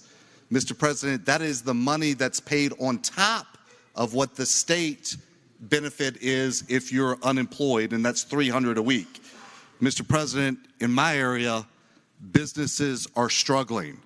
They're struggling because they can't find employees. I actually threw 400 bales of hay on Friday with a gentleman because he said he had no employees. In his mid-60s, hot as fire, and he had to get the job done. Mr. President, businesses, restaurants, manufacturing, retail, hospitality, all parts of the Commonwealth are struggling. They can't stay open for full hours. Some of them can't even open because they cannot get employees. Mr. President, we should not continue with the stay-at-home fee for people who do not want to take advantage of the job opportunities that are so prevalent now across the Commonwealth. This is the legislature saying we are not in favor of that additional $300 unemployment benefit a week. And businesses, you can get employees. Thank the Senator. With minute 15 remaining on that position, Senior Senator from Fairfax, Senator Sasslaw. Mr. President, I would hope that everybody would vote against it. First off, the information you got is a little bit off center, to put it mildly. Much of this money has already been spent. And even with this money that's in here now, this ends September 4th. So you're looking at less than 30 days, or about 30 days. And there'll be a 30-day notice, but September the 4th is when it's scheduled to expire. So I would hope that since some of this money, or a fair amount of it's already been spent, I would hope that we would vote no on this. Thank the Senator. Do any other senators wish to be heard? Seeing none, the question is, shall the floor amendments be adopted? All in favor of the motion will say aye. Aye. Those opposed, no. No. The noes have it. The floor amendments fail. Seeing at least 8 hands, we will have a recorded vote. Those in favor of adopting the amendments will record their vote aye. Those opposed, no. Are the senators ready to vote? Have all the senators voted? Do any senator desire to change their vote? Clerk will close the roll. Ayes 18, noes 21. Ayes 18, noes 21. The floor amendments fail. LD 213-003-03A, Reeves, 6 amendments. Senator from Spotsylvania, Senator Reed. Thank you, Mr. President. I would ask that we take these up in a block. Without objection. Senator, thank you, Mr. President. Asking for the passage of the bill. Speaking to that the amendment. Mr. President, this amendment strictly is pretty definable, as it takes $2.5 million away from the Attorney General, his office, to study gun violence. Mr. President, I would tell you, in 2016, we know what this Attorney General wanted to do with law-abiding citizens and their concealed carry. And I would hope that this chamber, again, would make sure that we don't give him more money to do the same thing by taking away good guns from law-abiding citizens. The other thing I would tell you is it's pretty simple to understand why there is so much gun violence happening in our cities, in our towns, and our counties, and that's simply because there aren't enough cops on the street because of what's transpired over the last year and a half and what we've faced and what our law enforcement has faced in this country. Mr. President, I would just tell you, we talk about a lot of money, and we just talked about $1 million going for a trail around a park. I will tell you, $2.5 million would be better spent in those that wear the cloth and a badge each and every day. And with that, Mr. President, I would yield to some of my colleagues who wish to speak to this. Thank the Senator. For what purpose does the Senior Senator from Virginia Beach, Senator D-Staff, rise? Mr. President, speaking to this measure. Senator's the floor. And Mr. President, I'll tell you another reason that we have a rise in gun violence. David Allen Simpkins. He was previously convicted of an astounding 56 felonies and violent crime spree that included armed robbery, abduction, and a number of sexual offenses. And Mr. President, he was given 76 years. Our parole board released him without serving 76 years. The parole board provided Pulaski County only 5 days' notice of his release, not even close to the 21 days. He was just 57 years old. Within 13 months, he committed armed robberies again. In fact, in total, he committed 30 new offenses after his release, and all while he was supposedly on post-release supervision. Mr. President, the reason we have such an increase is we keep letting these prisoners out of jail so they can go and do it again and reoffend. It's ridiculous what the parole board has done. It's ridiculous that we're continually allowing them to do it. Mr. President, I'll yield to the next person that'd like to speak on this. Thank you. With 42 seconds remaining on that position, for what purpose does the Senator from Southern Fairfax, Senator Barker, rise? Mr. President, I would like to address this issue here and speak in opposition to the floor amendment. Senator, it's the floor. Yes, Mr. President, I wanted to just explain a little bit about what the program is that the Attorney General has been operating. They've received funding from a foundation to try to intervene between different groups that were combative and they've have been successful in reducing retaliatory gun violence when one group has initiated it. They have it, I think, in a couple of jurisdictions in the Commonwealth right now, including the city of Norfolk, and have found it very successful in reducing the retaliatory gun violence, and want to be able to spread it to other areas. And it's certainly a program that is working now, and I think it would be unwise not to fund this in the budget. So I would hope that we would vote no on this issue. Thank you, Senator. For what purpose is the senior senator from Fairfax, Senator Sasslaw? Speak against the amendment. Senator's the floor. I can't believe what I just was hearing from over there. The problem with gun violence in America, in Virginia is not our parole board. Just a few numbers for you. We're 4% of the world's population. We're 25% of the people behind bars on this planet. Okay? In addition to that, well, we're 4% of the people on this planet. We have 43% of all the guns on this planet in circulation, not held by the military or police forces. The nearest gun homicide country to us in the Western world or Western civilization is Germany. We've averaged over the last decade about 3.7 gun homicides per 100,000. Per 100,000. Germany is the nearest to us with 0.36. 0.36. England, 0.08. Okay? We got a little problem here, not just in Virginia, but all over the country. And the problem isn't the parole boards. The problem ought to be, staring everybody right in the face. We passed a lot of bills in the 2020 session. We didn't take guns from anybody. We made it a little more difficult to get those guns, but we're nowhere near what they have to go through to get them in Europe. And quite frankly, this $2.5 million probably isn't enough, but we definitely should have it in there. Some of the places, as you heard from Senator Barker, they're using this, and it's beginning to work. But we got a big problem in this country, and it's not parole boards.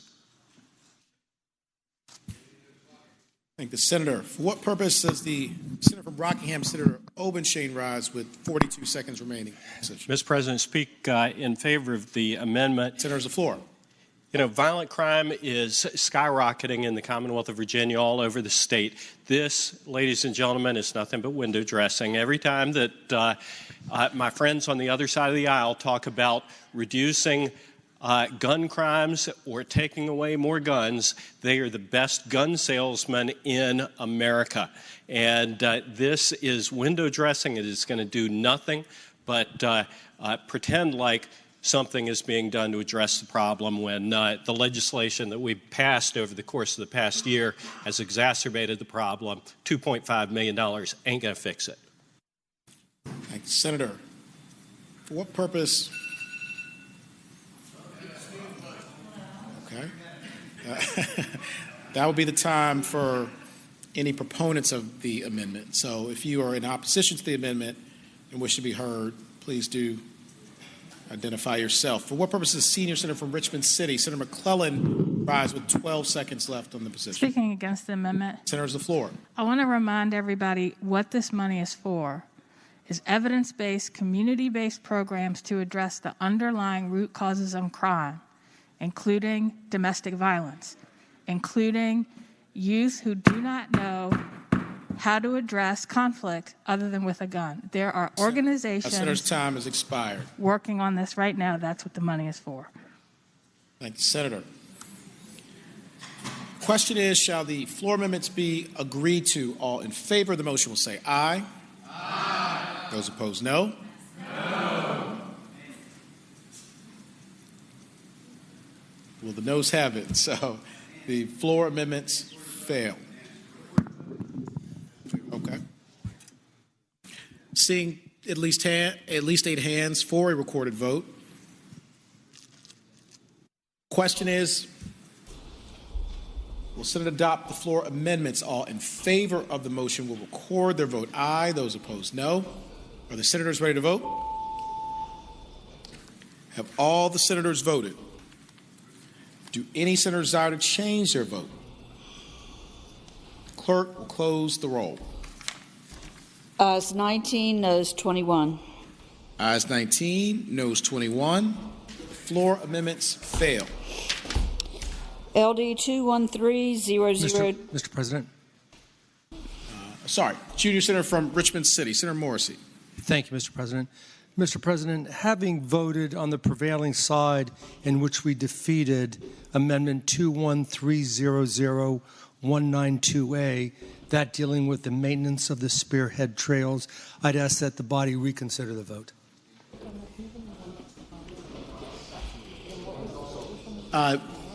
Thank the senator. Which senator was the? Was Senator Hackworth from Tazewell County. Okay. Okay. Thanks. Thanks. We just have one moment to locate.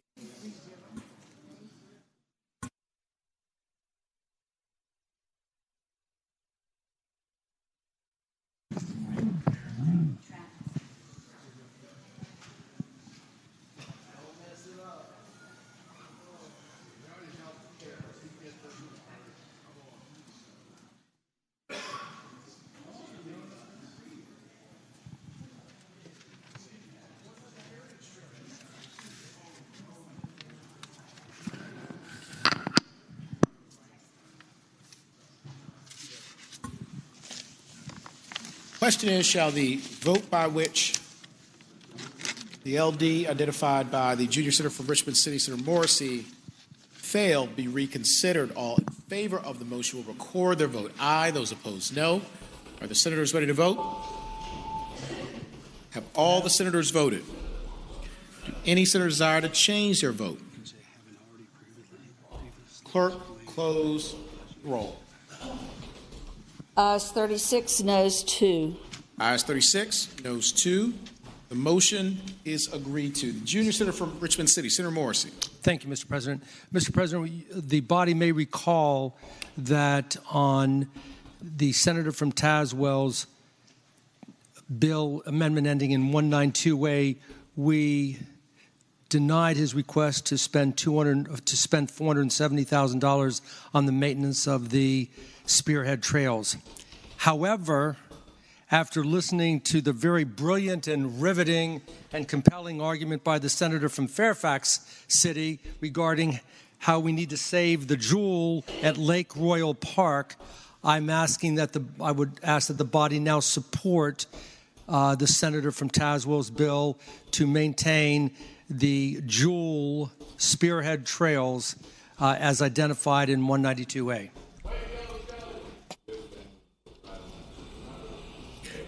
Thank the senator. What purpose does the senator from Tazewell, Senator Hackworth, rise?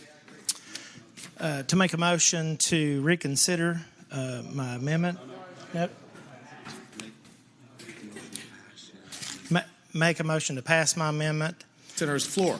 Thank you, Mr. President. Having previously explained the purpose of this, I would like to just reiterate, this is the crown jewel of Southwest Virginia. This is a very important tourism for our economy, and we would ask members to pass this. Thank you. Thank the senator. Do any other senators wish to be heard regarding the floor amendments? What purpose is senator from Western Fairfax, Senator Marsden, rise? Mr. President, checking with the budget, I believe there's already money that's been provided, about $850,000 that could be applied to this. Could we take this by temporarily to check those figures out? There may be another way to fund this. Any objection? Without objection? Without objection? No objections. Without objection, that LD will go by temporarily.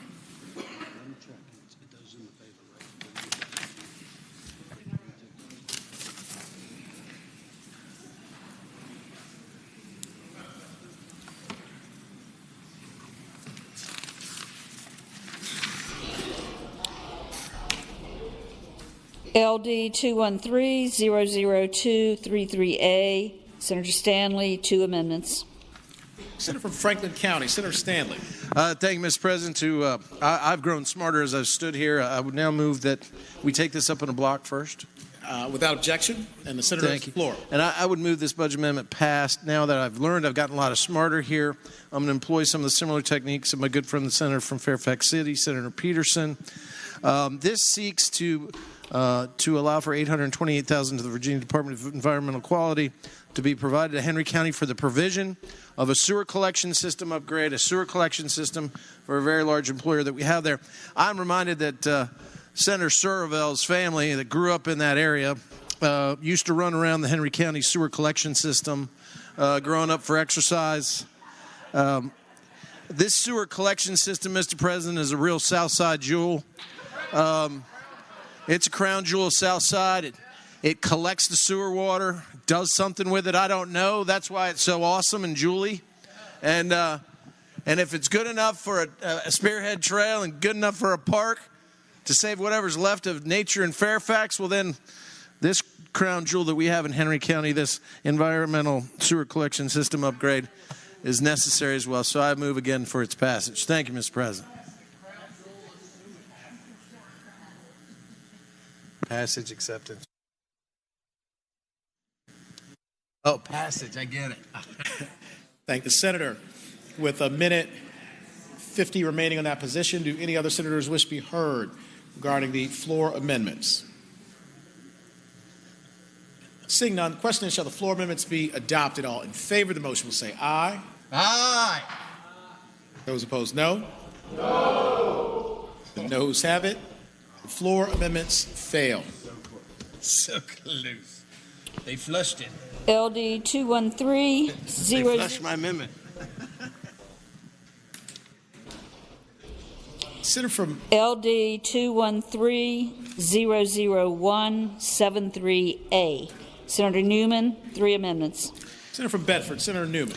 Mr. President, I'd like to ask that 173A and 174A go by temporarily. Without objection, those 2 LDs will go by temporarily. LD 213-00176A. Senator Newman, 1. Mr. President, I move that the amendment pass and speaking to the motion. Senator's the floor. Mr. President, earlier in the day, we looked at the gentleman from Hanover's amendment that would speak to which funds would be funded. This one goes directly to the question of the $300 that is paid in additional unemployment compensation. Mr. President, as most of you know, we did the right thing. The federal government did the right thing with restaurants, hotels, and other facilities because they closed due to the pandemic. Today, Mr. President, the opposite is true. Restaurants, hotels, and others are closed because government has overreacted. Mr. President, as a direct result of the additional enhanced payments, there are many individuals, many companies that simply cannot get employees today. Mr. President, there are a number of malls throughout the country that close at 5 and 6 o'clock, not because of the pandemic, but because simply the government is paying people more not to go to work than to go to work. Mr. President, I know that there will be some that will say that the time frame is short because it requires a 30-day notice. I think by passing this, we do a couple of things. One, we send notice that we would like for individuals to be able to go back to work and not be paid to stay home. And two, we also indicate that for any future funds, which Congress is currently considering what our policy would be. So, Mr. President, with that, I would hope that we would pass the amendment. Thank the senator. The minute 43 remaining on that position. Do any other senators wish to be heard regarding the floor amendments? Seeing none, the question is, shall the floor amendments be adopted? All in favor of the motion will say aye. Aye. Those opposed, no. No. The noes have it. The floor amendments fail. Seeing at least 8 hands, we will have a recorded vote. All in favor of the motion to adopt the floor amendments will record their vote aye. Those opposed, no. Are the senators ready to vote? Have all the senators voted? Any senator desire to change their vote? We'll close the roll. Ayes 19, noes 20, Rule 36-1. Ayes 19, noes 20, Rule 36-1. The floor amendment fails.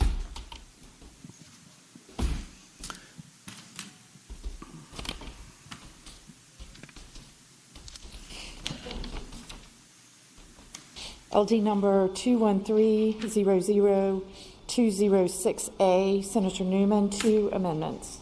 Senator from Bedford, Senator Newman. Mr. President, I move that the amendments be agreed to, but also, Mr. President, I make a motion that the under Rule 47A7 that we extend the limit of debate to 15 minutes on each side. Question is? Parliamentary inquiry, Mr. President. It is Senator has the floor. It's a non-debatable motion, but the Senator has the floor. I'm sorry? That's a non-debatable motion. It's a parliamentary inquiry. That's what I said, but the Senator has the floor. I'm alerting everyone. Senator has the floor. Thank you, Mr. President. The Senate has already adopted a policy. Does the current extension of 3 minutes need to be expired prior to the request of an extension of time? No.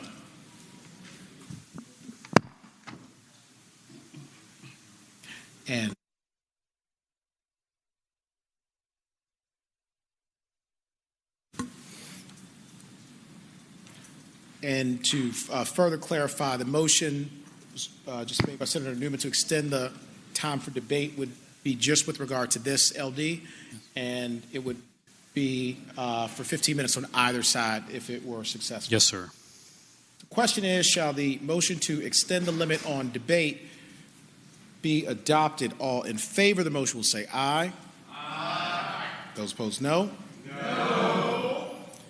The noes have it. The motion fails. Seeing at least 8 hands, we will have a recorded vote.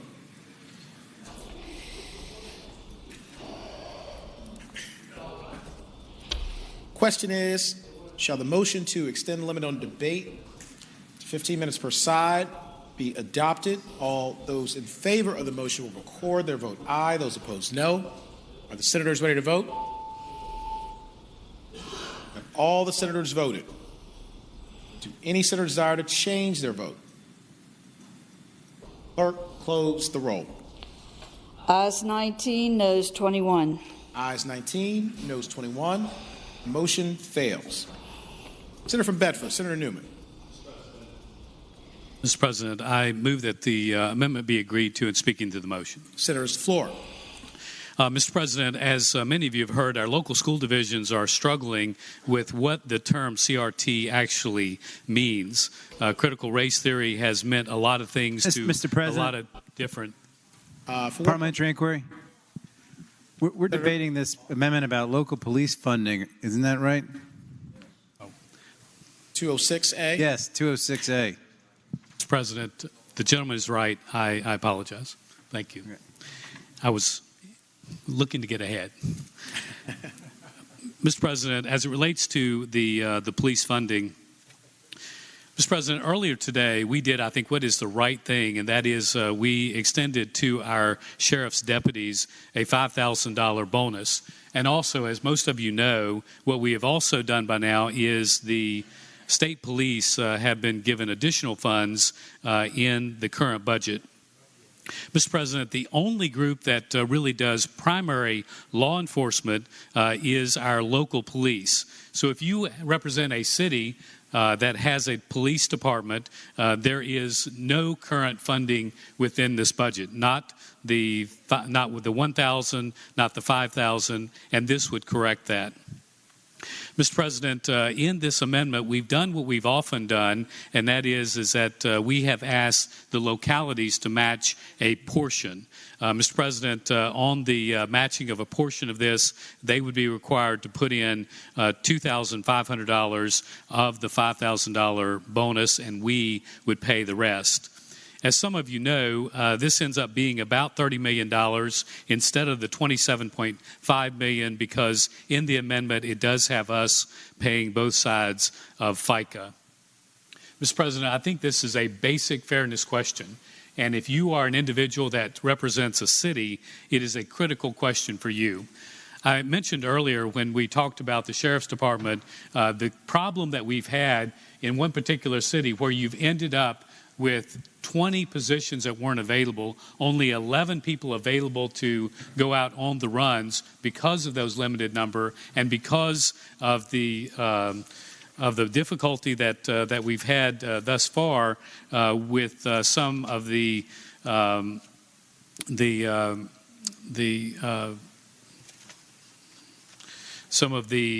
requirements with those that need mental assistance, we've actually cut that number nearly in half. Mr. President, I'm very, very concerned that we would send a message out that actually our local police departments are different than our sheriffs, or that they are different than our state police. Mr. President, the last point I would make is that these individuals are currently being recruited by the state police and others, and if we don't do something today, I'm afraid this will be a leaping point that these local police will go to other agencies. So I would hope that we would approve the amendment. Thank the Senator. About 10 seconds remaining on that position. For what purpose, the Senator from Western Fairfax, Senator Marsden rise.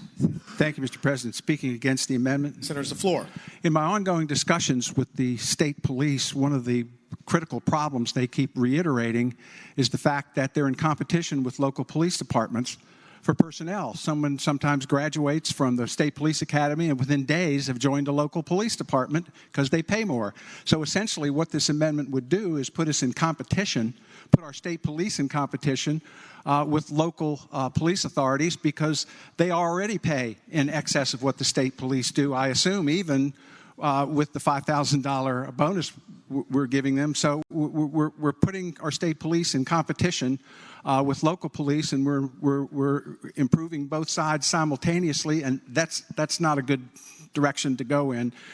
We need to reject this amendment and be satisfied with the work we did for the state police. Thank the Senator. Do any other senators wish to be heard regarding the floor amendments? With 10 seconds remaining, Senator from Bedford, Senator Newman. Mr. President, I would just say please treat our police officers as fairly as we have treated our sheriffs and also our state police. Thank the Senator. Question is, shall the floor amendments be adopted? All in favor of the motion will say aye. Aye. Those opposed, no. Those opposed, no. No. The ayes have it. The floor amendments are adopted. Now, seeing at least 8 hands, we will have a recorded vote. Question is, shall the floor amendments be adopted? All in favor of the motion will record their vote aye. Those opposed, no. Are the senators ready to vote? Have all the senators voted? Do any senators desire to change their vote? Clerk will close the roll. Ayes 19, noes 21. Ayes 19, noes 21. The floor amendments fail.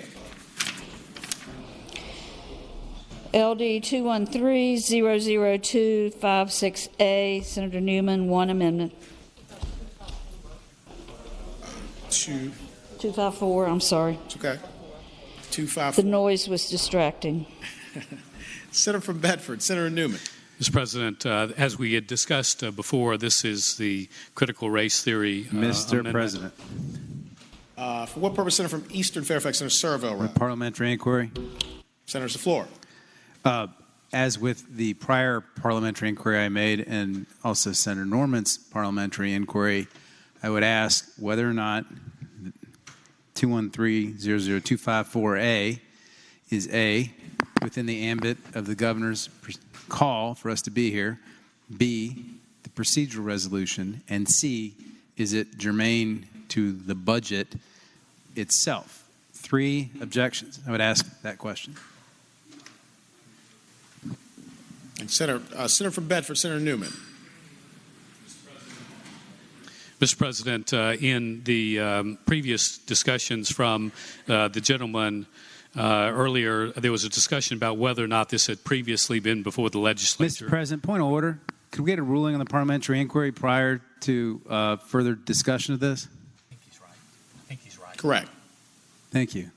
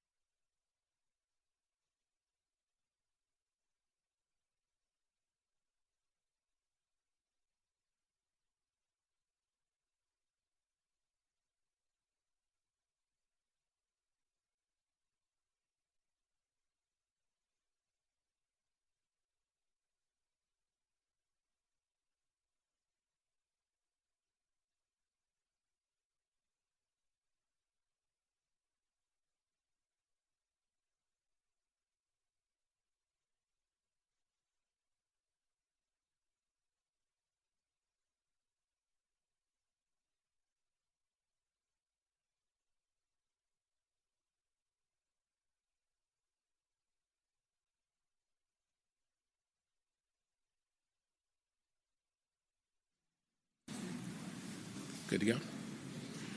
All right.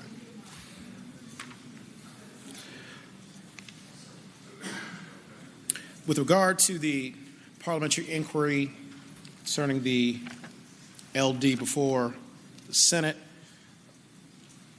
the chair rules that it's not properly before the Senate. Mr. President. Senator from Bedford, Senator Newman. Mr. President, I'd like to appeal the ruling of the chair. Thank you, Senator. The question is, shall the... Mr. President. Is that... Speaking to that. Senator has the floor. Mr. President, in the earlier discussion as it relates to the issue of whether something is germane or not, the gentleman from James City spoke somewhat eloquently about whether or not he was a first impression before the General Assembly. In fact, this is an item that has been before the General Assembly over the last couple of sessions, and I believe that it is also properly before us today. The item related to student athletes and their likeness has not come before the General Assembly, has not had any type of public hearing, and this, I think, is a good bit different. So, Mr. President, respectfully, I would hope that we would appeal the ruling of the chair. Thank you, Senator. Do any other senators wish to be heard regarding the motion?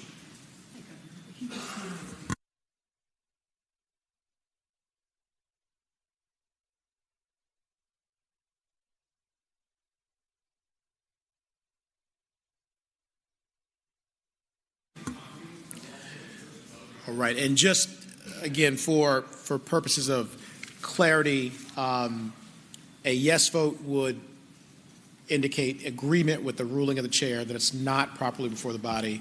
A no vote would go against the ruling of the chair, ruling that it would be properly before the body.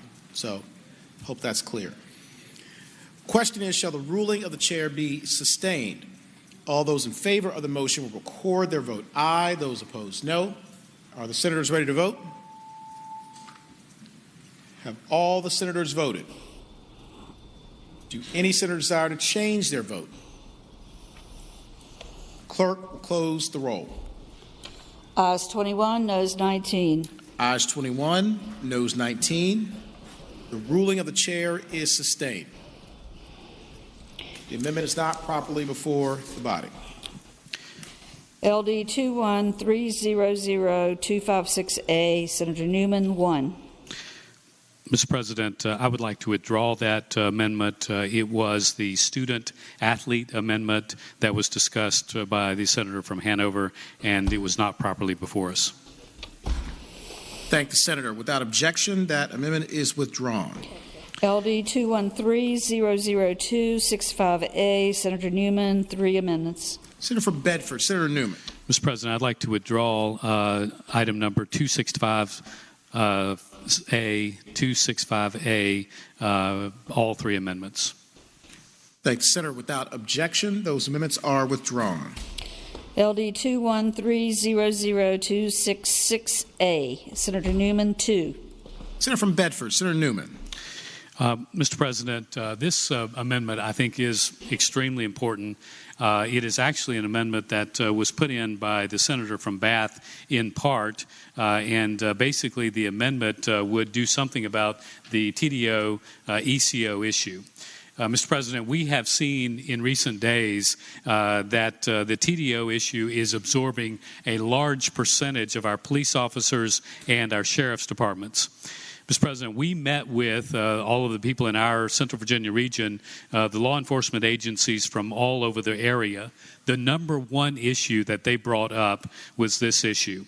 Mr. President, what this would do is this would take the amendment that the senator from Bath had before for about $3.3 million, and it would actually urge, with $6 million now, an emergency contract to be developed with the transportation providers. Mr. President, it also would say that those transportation providers could actually be with the individual during a time they may be at a hospital or another location. Mr. President, the other portion of this bill is also extremely important. It's $12 million. The $12 million in this case is actually going to be used to encourage ex-law enforcement individuals in good standing to be able to be rehired to be administered for the TDO and ECO process. Mr. President, if this was to happen, then the department would be responsible for coming up with the mechanism whereby the fundings could be distributed. It could then be distributed to police departments and also to sheriff's departments. Mr. President, I would tell you that right now we have a crime problem. We can debate why we have a crime problem, but I'll tell you that right now we have an enforcement problem that is created by the fact that we have many of our officers that are out on TDO and ECOs currently. This would go a long way. I know the sheriffs and the police both support this, believe that it would be a great help to try to fix this problem. Ultimately, we're going to have to come in with, I think, the Deeds Commission and otherwise and do something large on this issue, but at least for this, it would give us $18 million immediately to deal with the problem in 2 separate ways. Mr. President, I would hope that you would adopt the amendment. Thank the senator. With 30 seconds remaining on that position. Mr. President. For what purpose? The senator from Bath, Senator Dean. If I could speak to the amendment. Senator, the floor. The gentleman identified a very serious issue.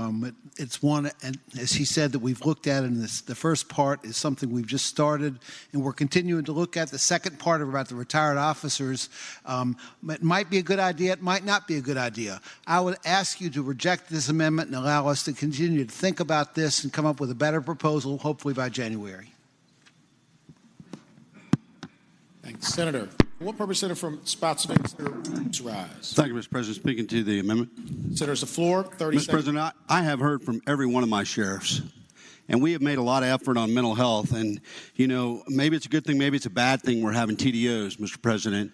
I think it's a good thing because it's keeping those folks from probably going to jail for a crime or something else. But the problem is these deputies can't just drop them off at the doorstep. They have to stay with them hours upon hours upon hours, which means those calls for service that are critical calls are not getting answered because we are babysitting those who need mental help.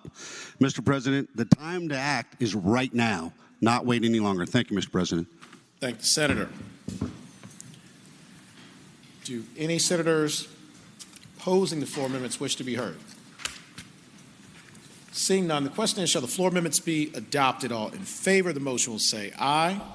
Aye. Those opposed, no. No. The noes have it. The floor amendments fail.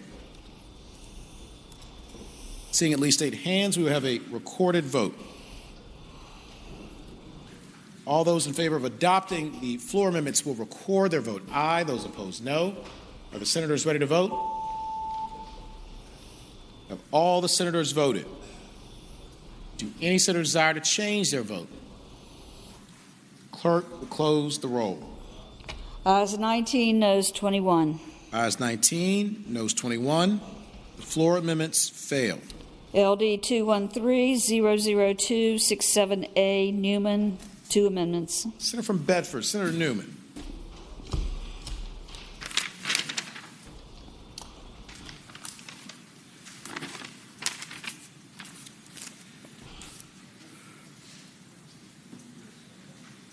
Mr. President, I'd like to withdraw this. This is similar to the gentleman from Rockingham's related to voter education. Thank you, Senator. Without objection, that LD is withdrawn. LD 213-00288A, Newman, 3 amendments. Senator from Bedford, Senator Newman. Mr. President, I'd like to withdraw this amendment. It is the same amendment that these gentlemen from Southern Fairfax had related to landlords with 4 or less units. Thank you, Senator. Without objection, that LD is withdrawn. LD 213-00289A, Newman, 1 amendment. Senator from Bedford, Senator Newman. Mr. President, I would like to withdraw this amendment. It is similar to the gentleman from Hanover related to spending authority of the governor. Thank you, Senator. Without objection, that LD is withdrawn. LD 213-00287A, Senator Stanley, 2 amendments. Senator from Franklin County, Senator Stanley.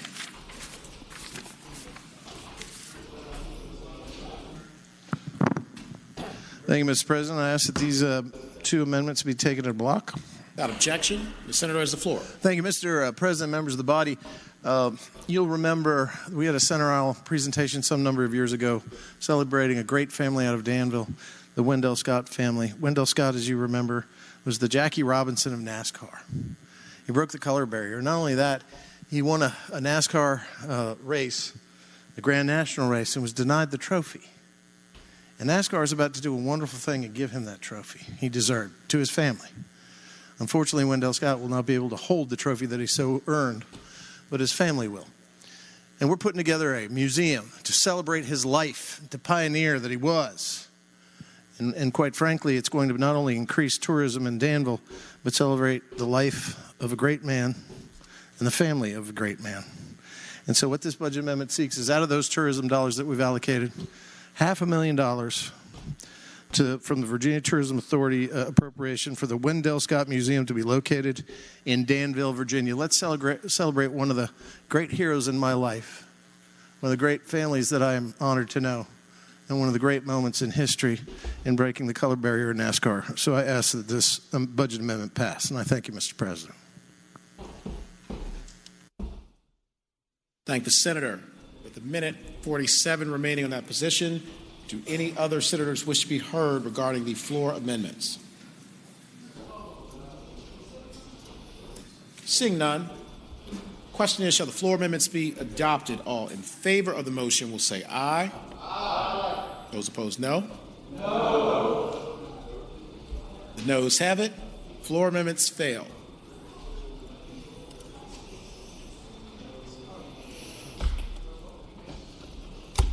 LD 213-00168A, Norman, 3 amendments. Senator from James City County, Senator Norman. Thank you, Mr. President. I respectfully ask that that budget amendment be withdrawn. It's been previously addressed in other amendments that were rejected. Thank you, Senator. Without objection, that LD is withdrawn. LD 213-00269A, Norman, 2 amendments. From James City County, Senator Norman. Thank you, Mr. President. I respectfully move that the amendment be adopted. And speaking to that amendment, sir. Senators, the floor. This is fairly self-explanatory. It's a $5 million appropriation for the creation and support of a hospice and palliative care in Hampton Roads. It's directed primarily towards adolescents. There's been a very successful program in one part of Hampton Roads, but not on the other side of it, and I'd respectfully ask that it be agreed to. Thank the Senator. 2.5 minutes remaining on that position. Do any other senators wish to be heard regarding the floor amendments? Seeing none, the question is, shall the floor amendments be adopted? All in favor of the motion will say aye. Those opposed, no. No. The noes have it. Floor amendments fail. The next item has no LD. It's NIL. Senator Norman, one amendment. Senator from James City County, Senator Norman. Mr. President, I would respectfully request that the remaining of the budget amendments that I've introduced be withdrawn. Without objection, remaining LDs from Senator Norman will be withdrawn. LD 213-00242A, Senator Stanley, one amendment. Senator from Franklin County, Senator Stanley. Thank you, Mr. President. Luckily, this is my last amendment. You'll notice on the top left corner, it first said Senator McDougal. That was stricken, and Senator Stanley, whose name was put on it. So you will not have to hear about how my daughter asked Diddy, why don't we help some small businesses with the unemployment time and a half? This was with relation to the HB 2063, which was supposed to create a cause of action in state court for overtime disputes. We were told at the time that it was not going to eliminate some of the federal exemptions for those overtime where time and a half would have been given or would not have had to be given. But the bill was just supposed to give someone a way to get into state court to bring in their overtime claim. But what we discovered is that the statute eliminated several of those federal exemptions that apply to local governments and businesses. There are categories of businesses that have federal exemptions under the Fair Labor Standards Act, but those have been eliminated in HB 2063. So therefore, what this language does is simply this. It provides additional employers to assert exemptions to the Virginia Overtime Wage Act for employees who otherwise meet the exemption criteria set forth in the Federal Fair Labor Standards Act, and to set overtime pay for certain employees at a rate consistent with the FLSA. And Mr. President, having been the seatmate of the senator from Hanover, Diddy approves of this amendment, and I ask that you approve of it as well. Thank you, Mr. President. Thank you, Senator. About a minute and a half remaining on that position. For what purpose does the Senator from Fairfax City, Senator Peterson, rise? Thank you, Mr. President. I'm going to state my opposition by saying I'm actually in favor of this, and I hope we adopt it. The bottom line is, thank you, Mr. President. This is a bill that's important. It gives flexibility back to businesses, not just local governments that used different types of pay, performance-based pay. This actually helps employees. It doesn't necessarily lock them into time and a half, but allows them to work and make money and decide how they want to receive that money. And I think this is actually a good fix. We didn't mean to wipe out those exemptions in FLSA, and I think we did that inadvertently, and this simply brings them back and allows more flexibility to our businesses. So please vote for it. Thank the Senator. Do any other senators wish to be heard regarding the floor amendment? Seeing none, the question is, shall the floor amendment be adopted? All in favor of the motion will say aye. Aye. Those opposed, no. No. The ayes have it. The floor amendment is adopted. LD 213-00275A, Senator Ruff, two amendments. Senator from Mecklenburg, Senator Ruff. Thank you, Mr. President. I would move that they be agreed to in a block. This is amendment is objection before you at the request of Dinwiddie County. The amendment provides $250,000 to the American Legion Post 120 to make necessary renovations to the post building to assist with the sheltering needs for the homeless veterans in that community. Thank the Senator. 2.5 minutes remaining on that position. Do any other senators wish to be heard regarding the floor amendments? Seeing none, the question is, shall the floor amendments be adopted? All in favor of the motion will say aye. Those opposed, no. The noes have it. The floor amendments fail. LD 213-00244A, Senator Suderline. Mr. 7 President. amendments. Mr. President. Sorry, Senator from Bass. Parliamentary inquiry. Senator's the floor. I would ask if this amendment is germane to the bill.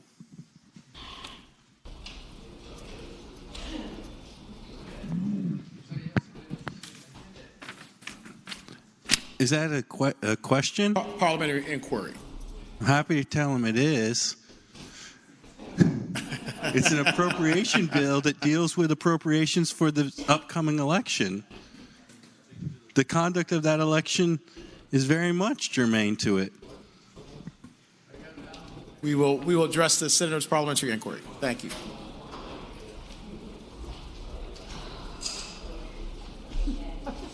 Yeah, please stay close. Stay close.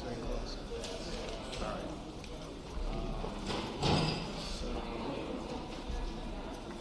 This president.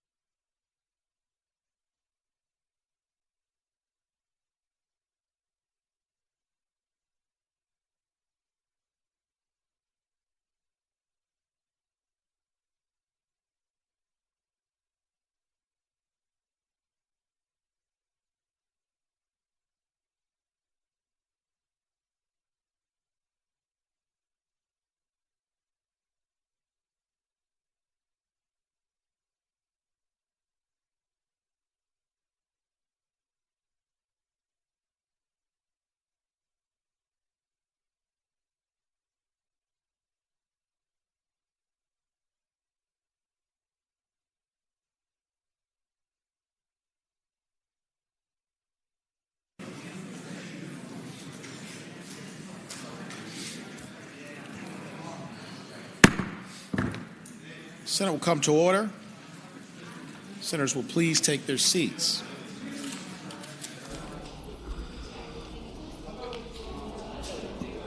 I don't think they heard you. Okay.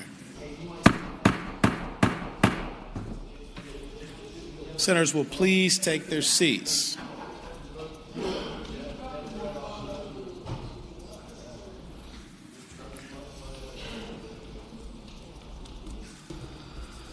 The question currently before the body regards a parliamentary inquiry into whether or not the LD under consideration as proposed by Senator Suderline is germane.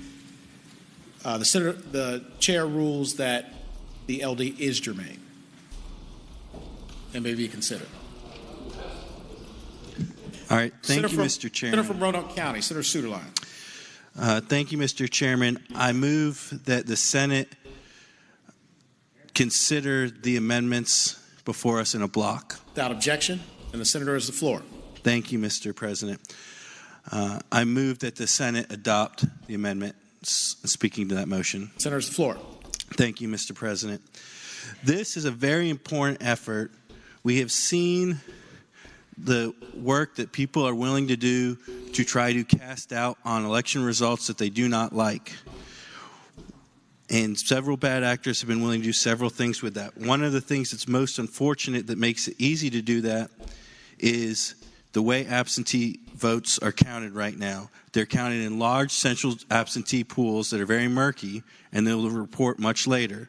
This amendment makes it so that those individual votes will be counted by their precinct. This is something that the Senate adopted on a 38-1 vote during the regular session. This is something that we very much need to do, and we need to do it now because we should not allow another election to be questioned. If you do not like the discussions with folks that are trying to undermine our election results, and this is a great opportunity for you to help make it very clear what our election results are in these absentees. I hope it'll be the pleasure of the body to adopt it. Thank you, Senator. With a minute 40 remaining on that position, Senator from Bath, Senator Dees. Ladies and gentlemen of the Senate, I hope you will reject this amendment. This is an issue we considered this past session, and the senator is correct. We passed the idea, and frankly, I agree with the policy. But we passed, this bill did not survive both sides, or this idea in its current form did not pass both sides. It was turned into a study before the Board of Elections, which is to return in November. It was turned into a study in large part because your local registrars don't have the means right now in every part of the state to carry this out, and they don't have the money. So if we put this down, it will not become law, and it will not become law because it's just not practical at this moment, and I would ask you to reject this amendment. Senator, for what purpose is the junior senator from Chesterfield, Senator Chase, rise? Thank you, Mr. President. I'd like to speak in favor of this floor amendment. With the minute 40 remaining on the position, Senator has the floor. I just simply want to say it is imperative that we restore voter confidence in every Virginian. Thank you. Thanks, Senator. Do any other senators wish to be heard regarding the floor amendments? Mr. President, if no one else. Thank you, Mr. President. Now, Senator from Roanoke County, Senator Suderline, with a minute 28 remaining. Thank you, Mr. President. I hope it will be the pleasure of the Senate to sustain our position and to do what we can to restore confidence in the elections. We do not want to go through a major gubernatorial election and then have questions after it.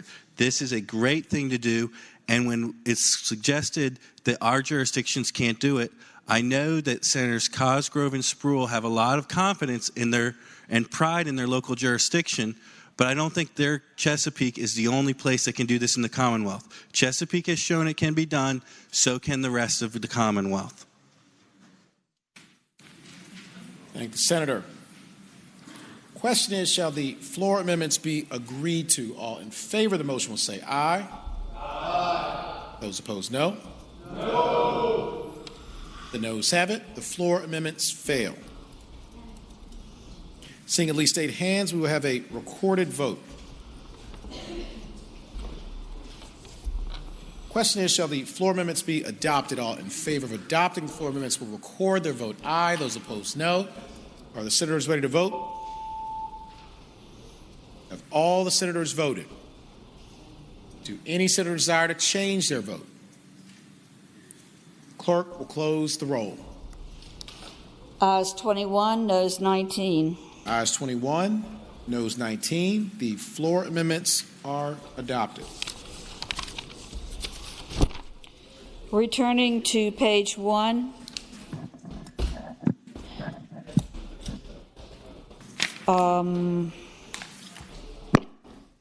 LD 21300-271A, Senator Peterson.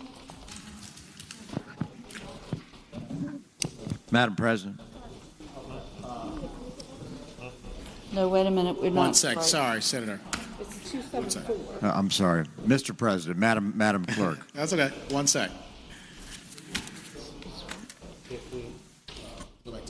If we go in order of the list, we go back to Hackworth's The Spearhead Trail, which is the third one. Oh, okay. So it's number 3, the third one.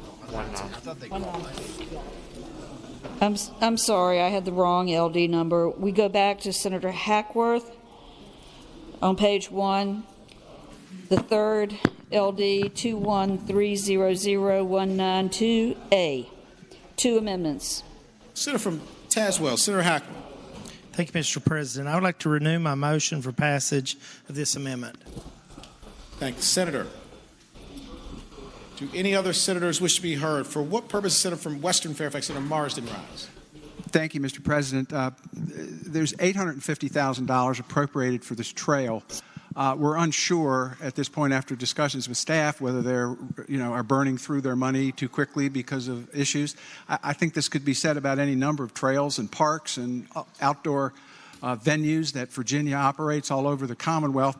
If they are going to be burning through their cash a little too fast, there are certainly ways to fix that. In January, there's federal resources, other state resources that can be accessed or can be put in the general fund. So it's a little bit confusing right now, and I would ask that we reject the floor amendment. Thank you, Senator. Do any other senators wish to be heard? Seeing none, the question is, shall the floor amendments be adopted? All in favor of the motion will say aye.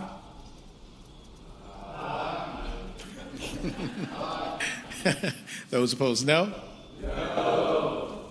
The noes have it. Floor amendments are rejected. Senator Peterson, 21300-274A. Madam Chair, or Madam Clerk. Yes, sir. I believe that was the amendment that had to do with the 4 or fewer, so I believe that we can withdraw. It's already been handled. So I'd make that motion. Without objection, that LD will be withdrawn.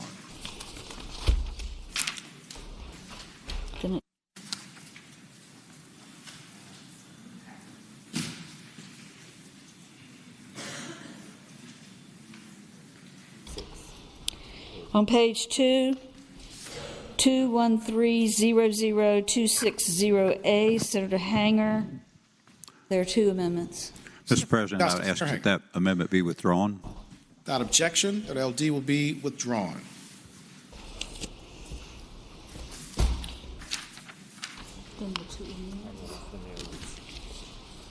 And then LD 21300-173A, Senator Newman. 3. Mr. President.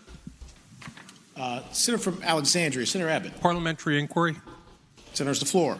I would ask if the topic of the amendment falls outside of the governor's call for the special session and the procedural resolution, and therefore is not germane.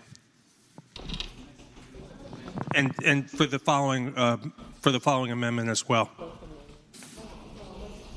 Okay, we'll start with just 73A. That's okay.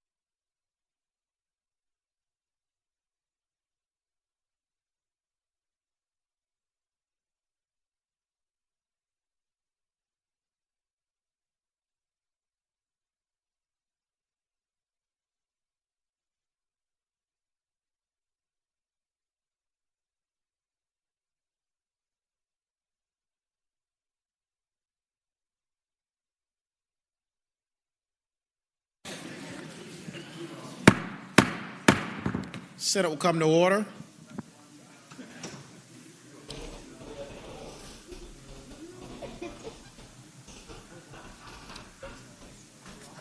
Presently before the body is a parliamentary inquiry with regard to LD proposed by Senator Newman. The question is whether or not the amendment is germane. The chair rules that it is not germane. Mr. President, I would like to appeal the ruling of the chair in speaking of that motion. Senators, the floor. Mr. President, school divisions all over Virginia are trying to interpret what we meant by this code section. As many of you recall, many Republicans and almost all Democrats or all Democrats voted for this, and it does have policy in it that is very, very reasonable, including bullying, harassment, maintenance of students' records, identification of students, safe and supportive. All is supported, and honestly, it is in almost every school division's policy today. When you get to number 8, related to facilities, there has been a great deal of discussion about that, and it is one that I think needs to be addressed quickly because there are school divisions taking different positions. As many in this room know, there was actually a lawsuit on this that was 3 weeks ago, and in that lawsuit, although the individuals did not have standing, it was indicated that this is just model policy, when in fact in section B says that each school division shall adopt policies that are consistent but may be more comprehensive than the model policy developed by the Department of Education pursuant to subsection A. Well, that is not model, that is required policy, and that has led many school divisions to be in the lurch. Mr. President, I would just tell you that I think, unfortunately, on this ruling is our only opportunity for us to weigh in and indicate to school divisions that it is an optional policy, and what was put actually in the section B is an optional item, such as the model policy and not a mandatory policy. Thank you, Mr. President. Thank you, Senator. Do any other senators wish to be heard regarding the motion appealing the ruling of the chair?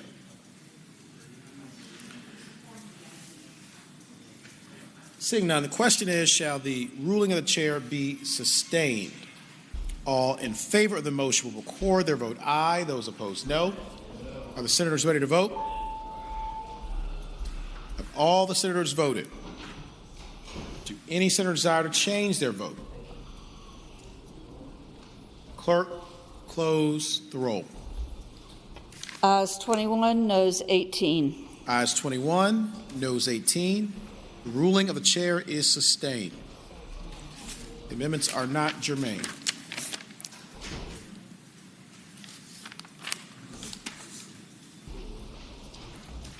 Senator Eben.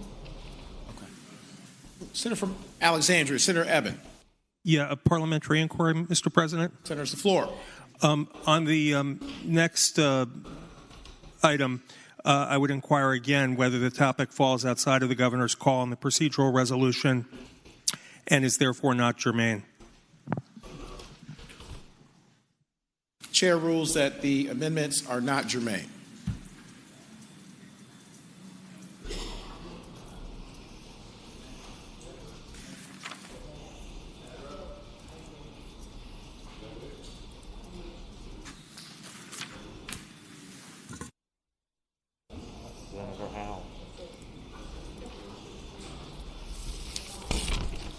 So Senator Howell. We're going to do Rose in advance because of the procedural resolution.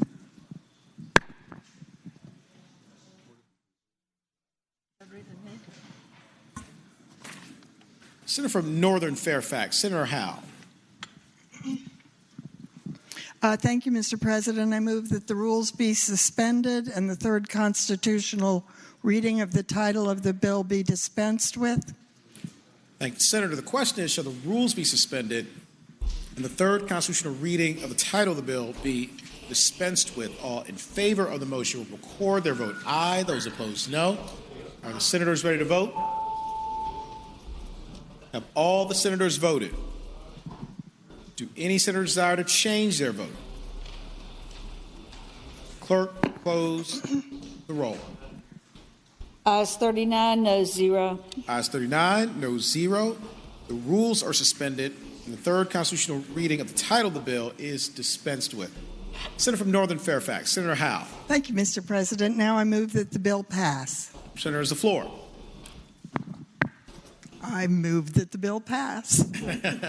I think it's been discussed at length, and I think we have a product that we can be very proud of, and I do hope that everyone will vote for this budget bill.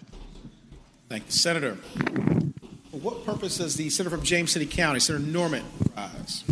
Mr. President, I rise to incur the wrath of the body. Mr. President, I respectfully ask that we stand in recess until 10 o'clock.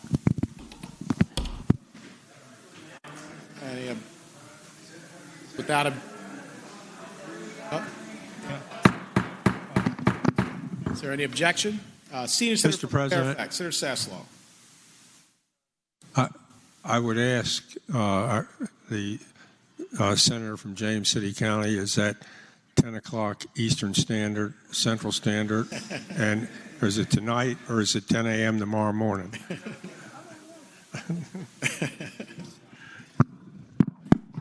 We'll take that as a request for 10 p.m. So without objection, the Senate will stand in recess until 10 p.m.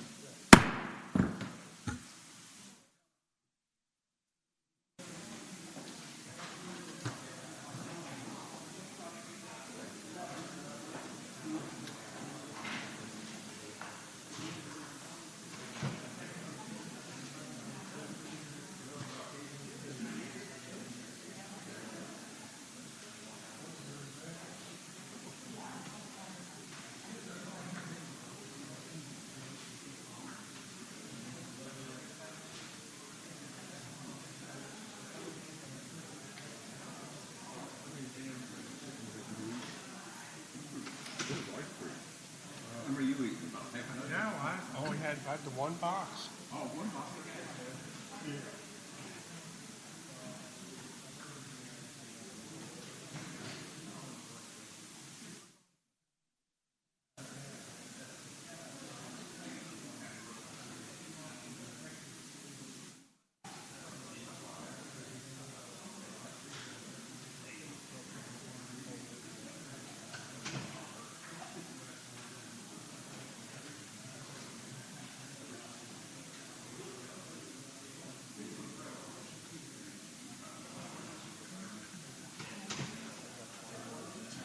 We got 21 votes for that.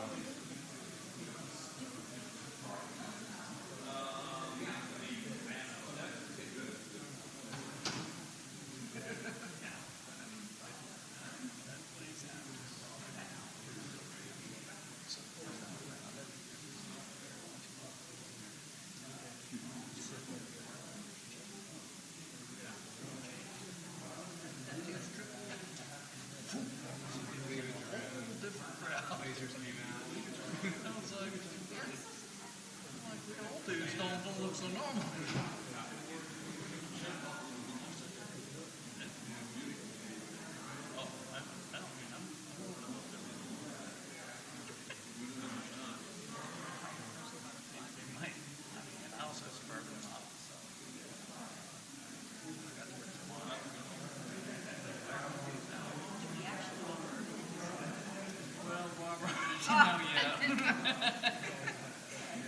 You need to ask.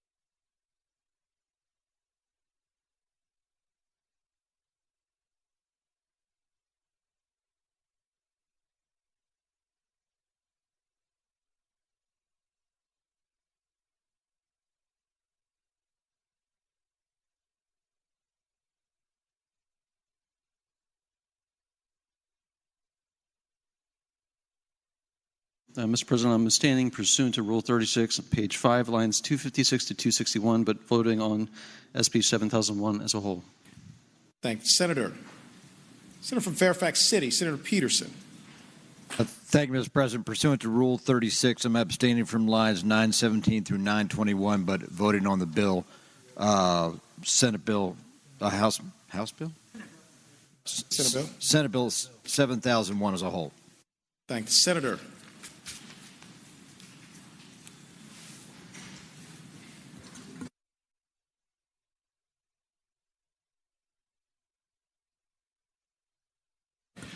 Do any other senators wish to register an abstention? Seeing none. And Senator from Northern Fairfax, Senator Howe, previously made a motion. If you want to reiterate that motion, Senator. I renew my motion that the bill pass. Thank you, Senator. For what purpose is the Senator from James City County, Senator Norman, rise? Thank you, Mr. President. Speaking to the motion, the hour is late, but in the interest of being forthcoming, I would like to say that it is my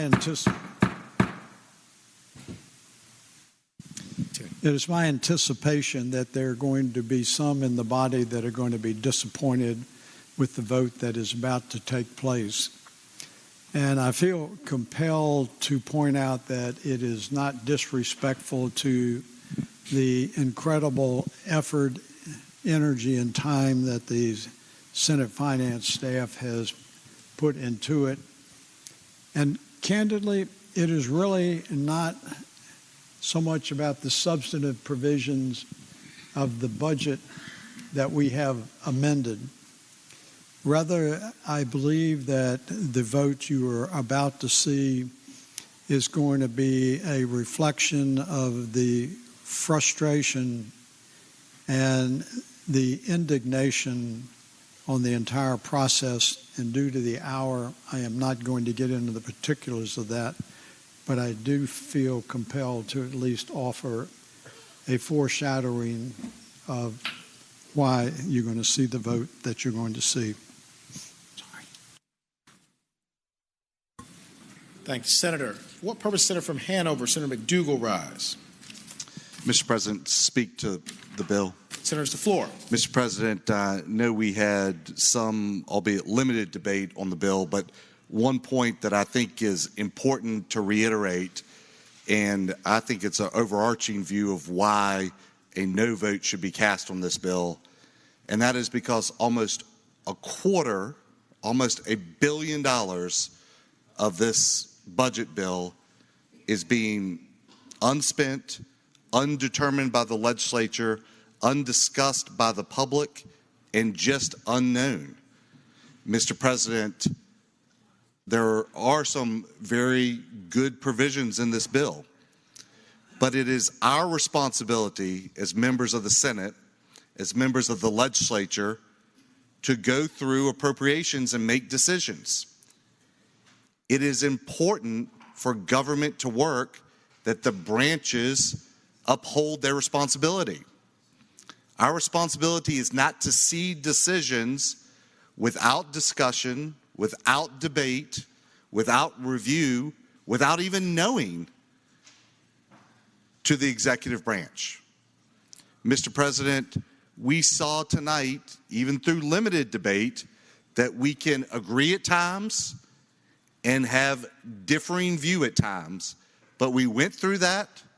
The public is aware of it. The media can print it. We can discuss it. And on the campaign trail, we can debate it.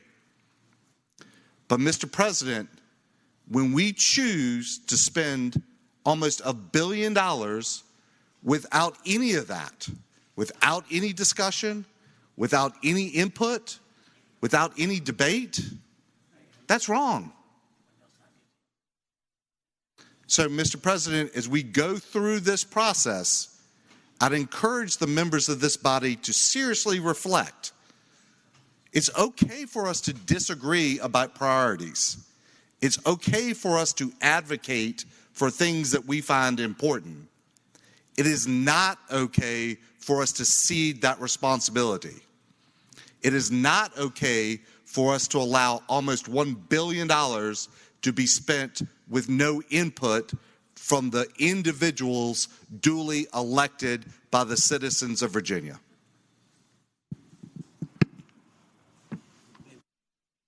What purpose? Senator from King George, Senator Stewart, rise. Speak to the bill, Mr. President. Senator's the floor.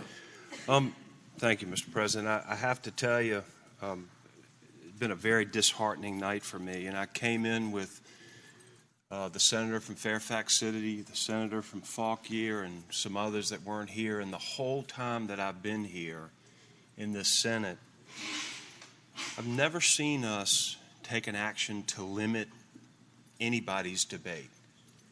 We were all elected by a couple 100,000 people to come up here and represent them and advocate for them. And I take that responsibility incredibly seriously.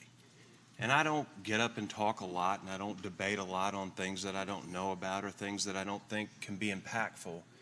But I would never ever tell any one of you all that you can't say on the floor of this Senate what you think you need to say to advocate and represent your constituents. And that's very disturbing to me, and it's very disheartening because everybody on that other side of the aisle is a friend of mine. And I count you as a friend and have great respect for you. And frankly, I'd do anything for you. And I'm really shocked at how this came about tonight. What I witnessed was a complete lack of and a disregard for any form of bipartisanship. A complete lack of respect for this institution. A complete abdication of the democratic process, and a complete abdication of this Senate's role in a bicameral legislation in favor of the executive branch. And I'll tell you what, it highlights in the truest sense what I believe are the inherent problems of one-party rule. And it is the citizens of Virginia that will suffer from this, and I will not be a part of it, and I intend to vote against it. Senator from Northern Fairfax, Senator Howe.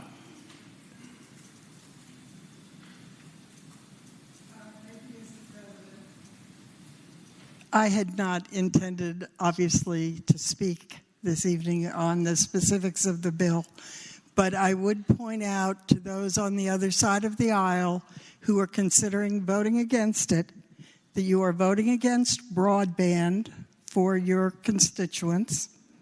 You're voting against school infrastructure improvements for the children in your district. You're voting against funding for mental health for those who desperately need it. You're voting against public safety improvements. You're voting against unemployment assistance. And you're voting against safe water, just to mention a few. But I must tell you, as I have bent over backwards to work with members of your party, I'm not surprised that you've come to this conclusion, because let's face it, at the federal level, the Republicans all voted against this money anyway. Thank you, Mr. President.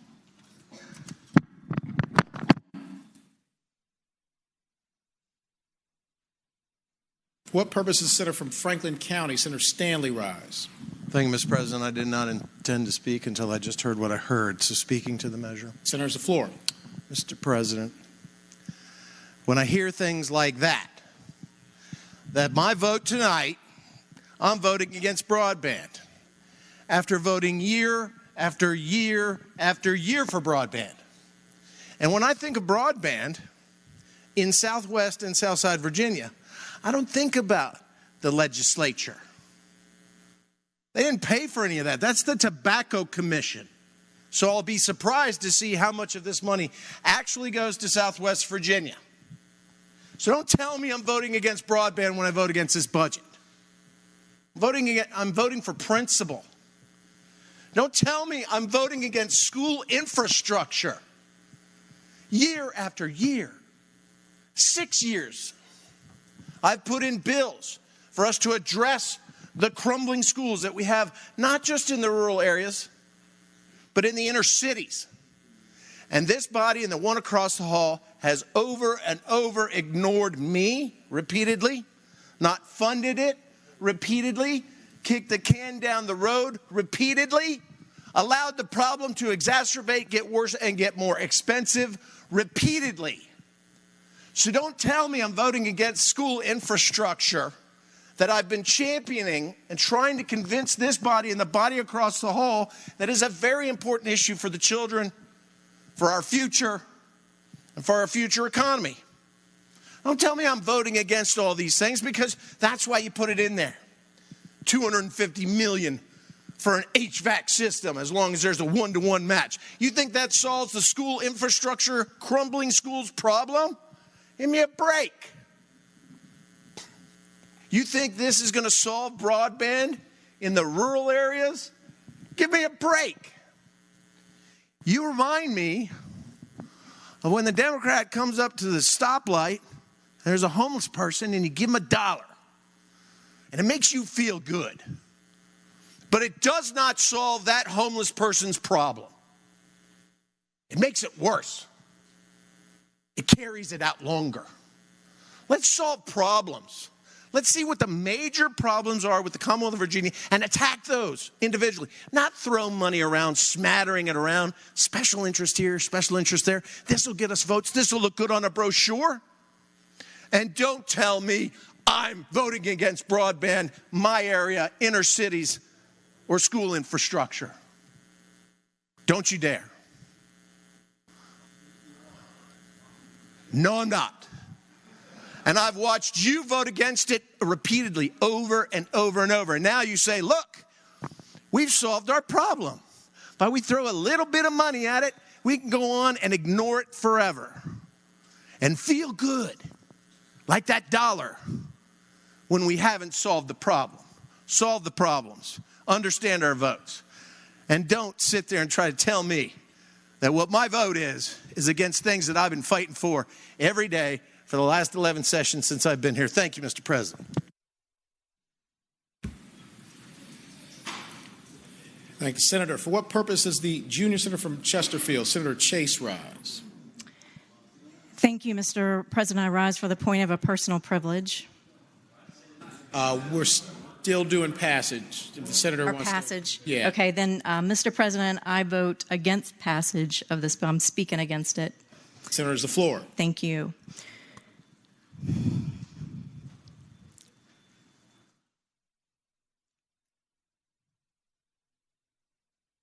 You know, there are no words today, Mr. President, to express how disappointed, gravely disappointed I am that the Senate of Virginia can't, in a bipartisan matter, work together to solve problems. And you wonder why we yell and we scream and we get kicked out of the Senate.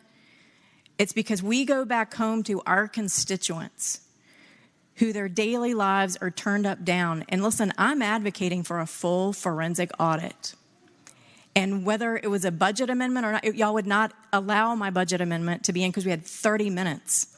Basically, I had 30 minutes to get my budget amendment in, and it was not accepted. There was a lot of confusion, and even the request to have a deadline, first of all, at 5 o'clock at night, and then it's 10 o'clock in the morning, was extremely confusing. And to deny a sitting state senator the opportunity to put in a budget amendment when you have so many people back home who don't have confidence in our election process. We have constituents back home who went to cast a vote, my constituents, and it was already cast. Do you care? I do. I care.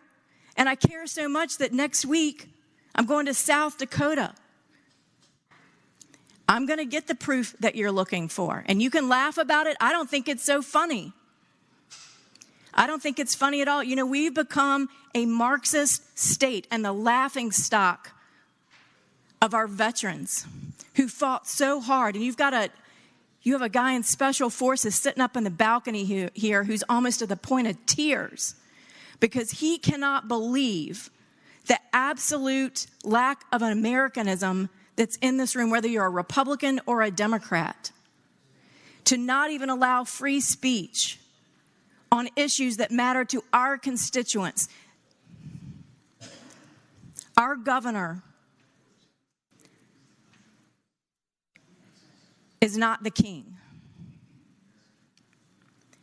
Our folks back home sent us here to represent and to be a voice for our constituents. And you are denying us that opportunity, giving us 3 minutes. Give me a break. $4.3 billion, and you're going to give us 3 minutes? I thought you were for free speech. And you can fill in the blank.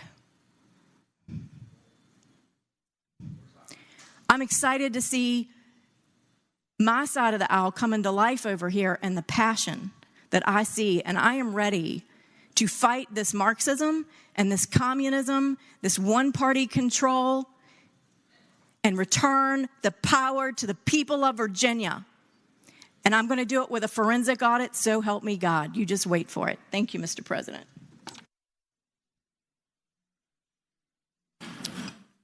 For what purpose does the senior senator from Fairfax, Senator Saslaw, rise? You know, Mr. President and members of the Senate, what I just heard would have probably sounded a little better if you both would have started out by saying once upon a time, because I've never heard such fairy tales in my life.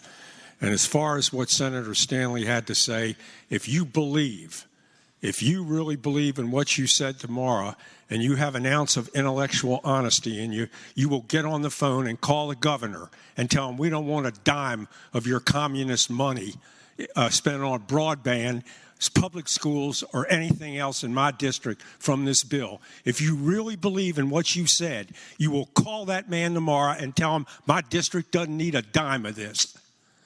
You and I both know you're not going to do that, because this is for sheer theatrics, is what we've seen. And quite frankly, I've been here, let me tell you something, this is my 46th year in the Senate, and I've never seen such... Point of order, Mr. President. I'm not going to yield. I'm not asking to yield. I'm calling for a point of order. Point of order. Mr. President, I say this as professionally as I can. For many years, we have refrained from personally attacking one another on the floor. And there are comments that have been made which may be offensive to some, but they've been made in generalities and not directed to a specific senator. And I would say to you, my friend, I would respectfully request that you not direct your remarks to an individual senator and criticize him. Well, I would say to the senator from James City County, I really don't appreciate being called a communist, okay?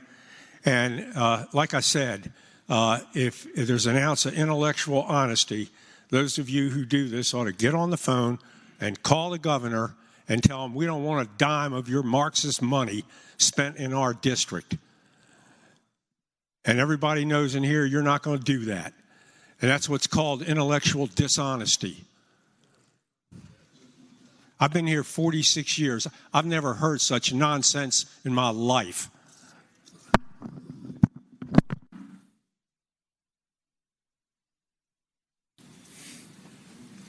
For what purpose does Senator from Lynchburg, Senator Peake, rise?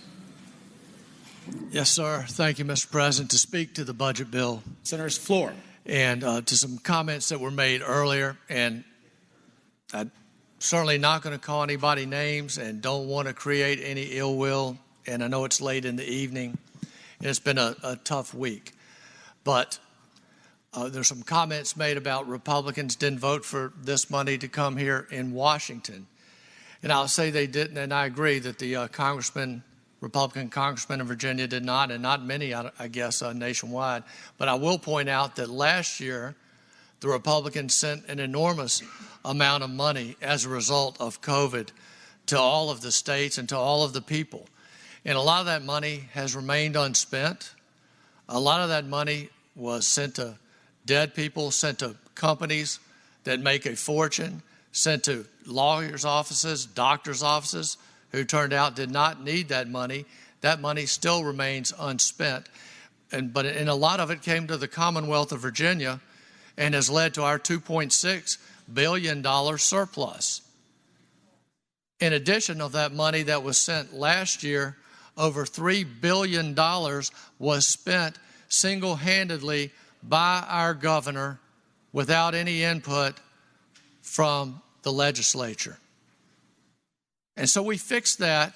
I think everybody realized that's kind of a problem when our governor is spending $3 billion at his will. So we put an amendment in that he would not be allowed to spend this money at his will. And still, we tried to amend this budget bill to keep him from having free rein to spend that money. And that leads to one of the problems with this process. There were no committee hearings. There were no public hearings.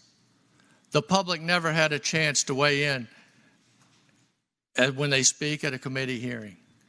In fact, very few members of the Finance Committee were involved in crafting this budget.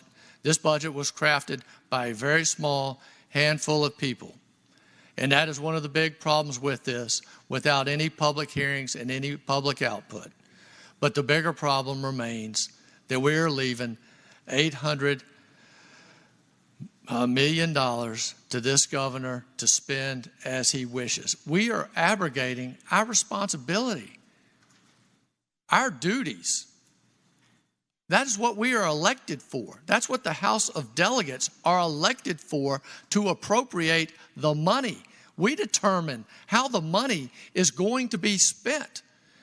We did this last year. We let the governor declare a state of emergency that existed for over a year. And we brought bill and resolution, whatever we could, to bring us out of that state of emergency. And the governor ruled by mandate and press conference for well over a year. He then spent $3 billion that came from the federal government, and now you're going to hand him another $800 million to spend as he wishes. That is not our job, to give him the money to spend as he wishes.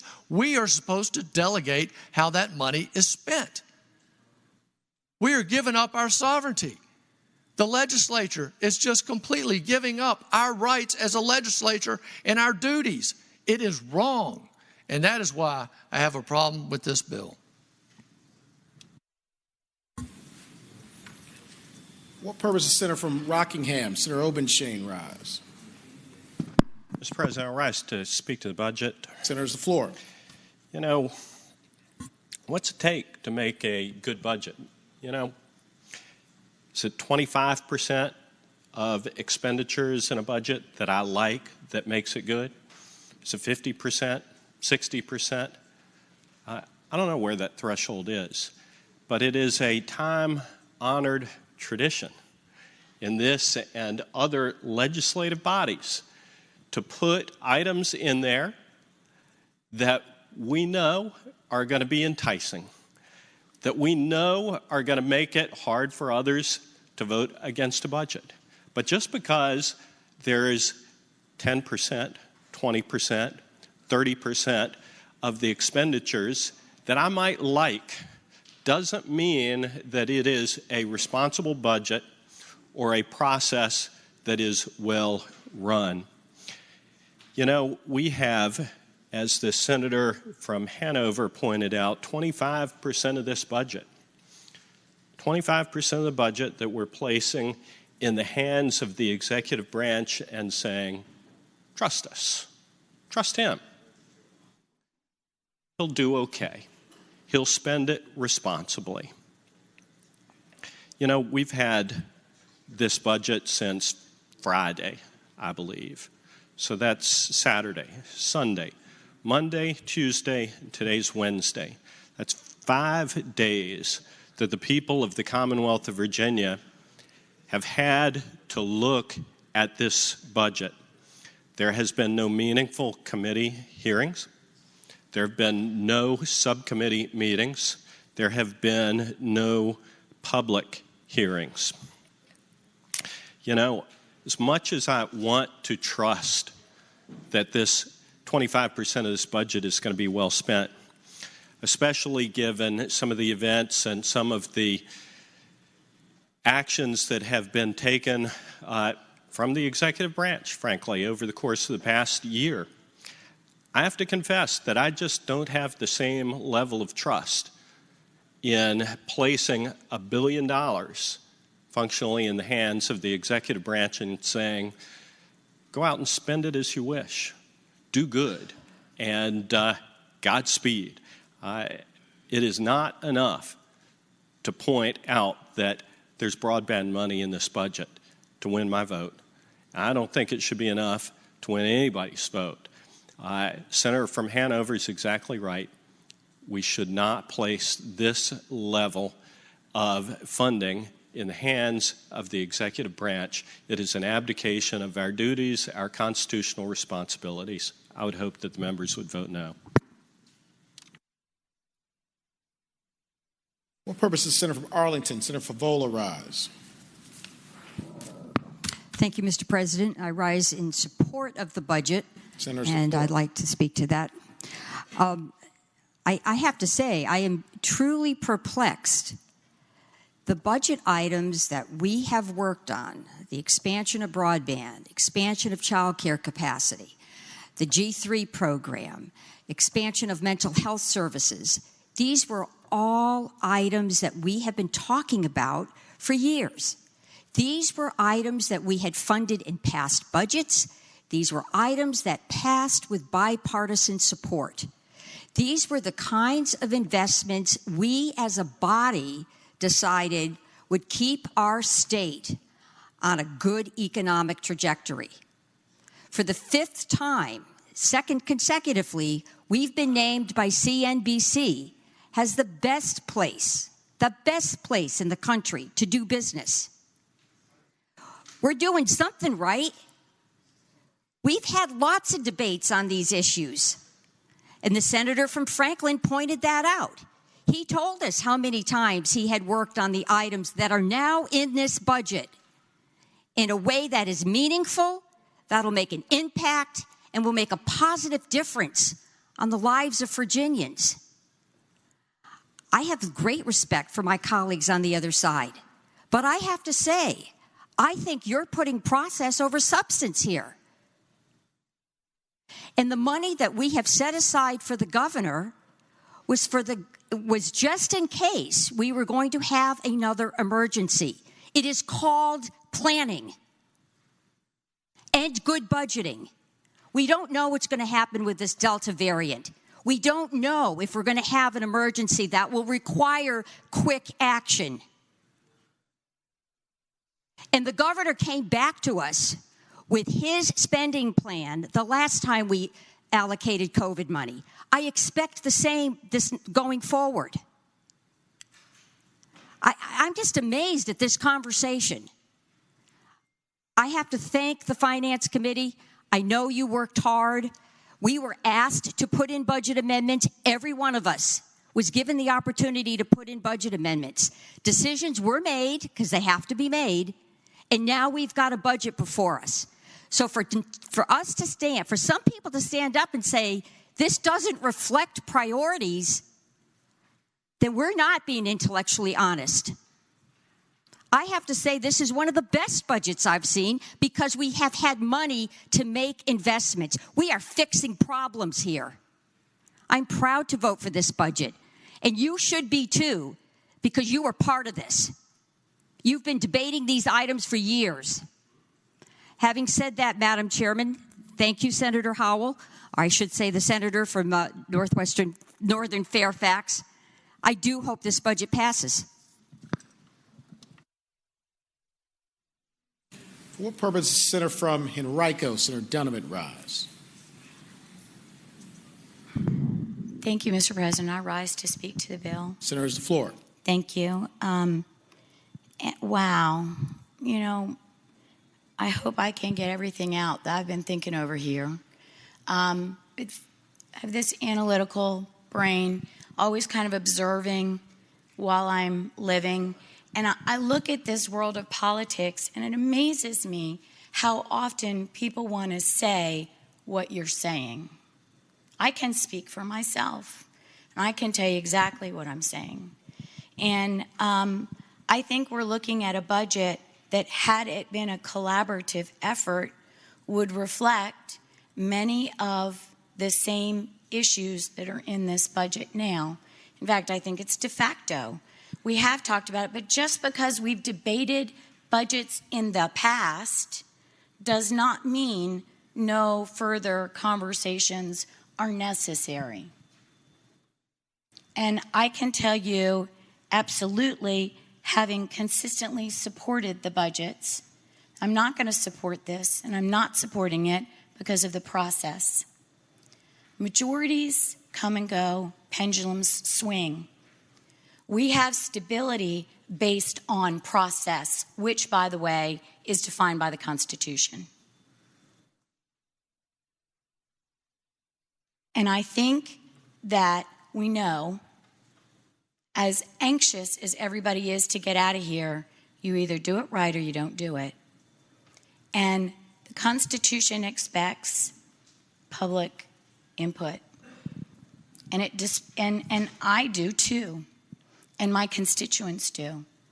And I respect you guys. I like all of you. I consider you friends as well. But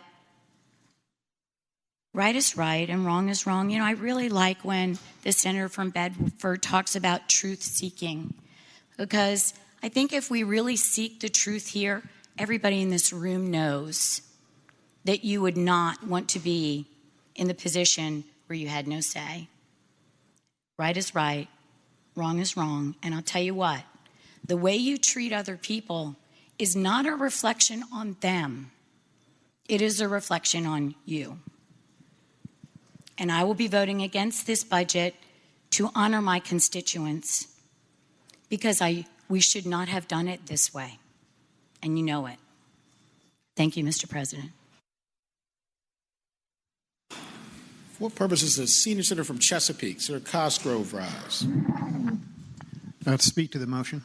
Senator, it's the floor. Thank you, Mr. President. First, I really like to put some things in context. It was mentioned that, we should call the governor and tell him we don't want his money. This is not his money. I'd like to say it's the taxpayers' money, but it's not even their money. We borrowed all this money. At least we haven't. The federal government has, and it's trickled down to us, but it's still borrowed money. Now, I've been in this legislature for almost 20 years between the House and the Senate, and I have never served on either House Appropriations or the Senate Finance and Appropriations Committee. So,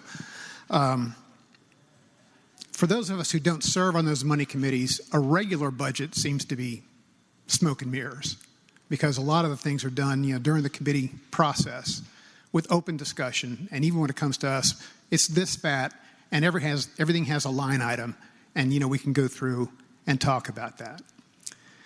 But what we have here is $4.3 billion shoved into 18 pages of Senate Bill 7001.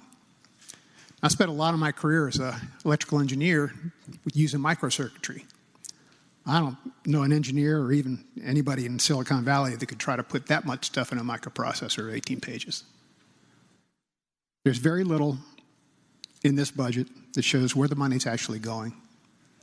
It's all basically just a big pot of money going to a place.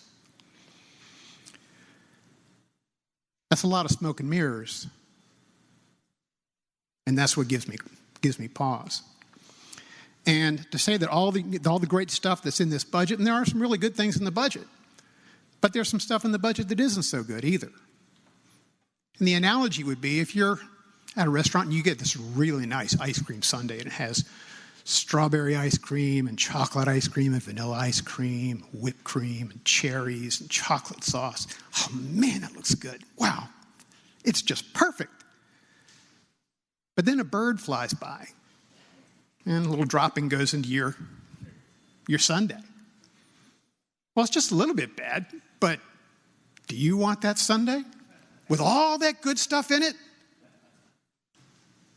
I think not. So I know this has been a difficult process, but I just have to say that there's just not been the discussion that has to be had on this budget. You certainly can't discuss $4.3 billion 3 minutes at a time. So, ladies and gentlemen, obviously I won't be voting for the budget, but I hope this is the last time we see this process, because it really has been pretty disappointing. Thank you.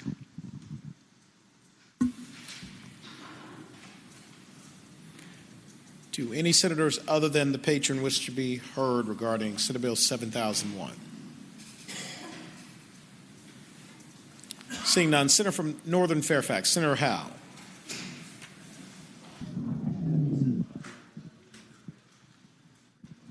Thank you, Mr. President. I would just like to remind the various members of the Senate that indeed we did follow a process. We asked each and every senator to send in their priorities. Sadly, only 4 Republicans took the time to let us know what their priorities were and how they thought we should spend this money. And on the side of this side, not everybody did either, but there were 16 members who responded. We took to heart those priorities and struggled mightily to get them. And I was very pleased that regardless of where people were in this state, what region you were from, or which party you were for, they were very similar priorities. And those are the ones we fought for. Now, I've got to admit, it was an unusual process. And the reason was I was getting very strong directives from both sides of the aisle that nobody wanted a repeat of last year, that people wanted a quick process. After all, people have other jobs, and they wanted to get back to them, and they didn't want to have a long process. So we tried over several weeks to put together a proposed budget. And I think if you're honest with yourselves, regardless of where you are in the Senate, where you sit here on the floor, most of your priorities have indeed been met. Now, not all of them, and we'll be back. We'll be back, hopefully, with a robust budget forecast next January, when we can again go through what will be the normal process. But I am not going to apologize for this process. I think it was the best we could do under the circumstances. Everybody had an opportunity to put in their priorities. I'm sorry if you didn't, but that's not on me.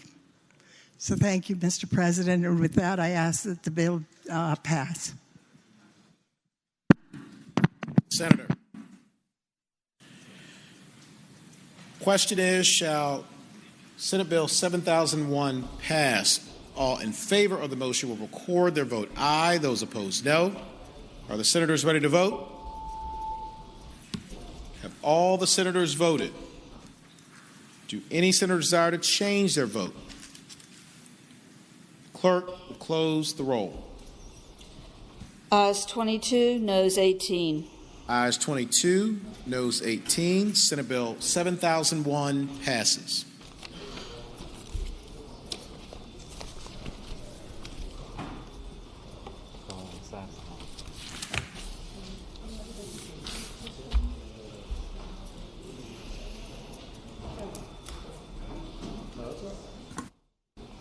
Senior Senator from Fairfax, Senator Sasslaw.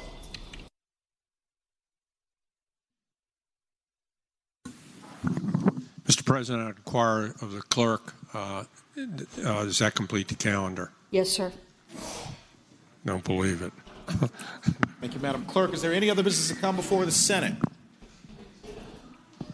Seeing none, the clerk will report any announcements on the desk. Tonight, The Committee on Finance and Appropriations will meet upon adjournment in Senate Room 3 in the Capitol. Tomorrow, Thursday, August the 5th, the Democratic Caucus will meet at 11:30 a.m., Senate Room 1. The Republican Caucus will meet at 11.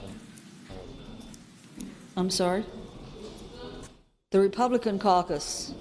11:30. The Republican Caucus will meet at 11:30 in Senate Room 2. Thank you, Madam Clerk. Is there any other business to come before the Senate? Seeing none, I call on the Senator from Portsmouth, Senator Lucas.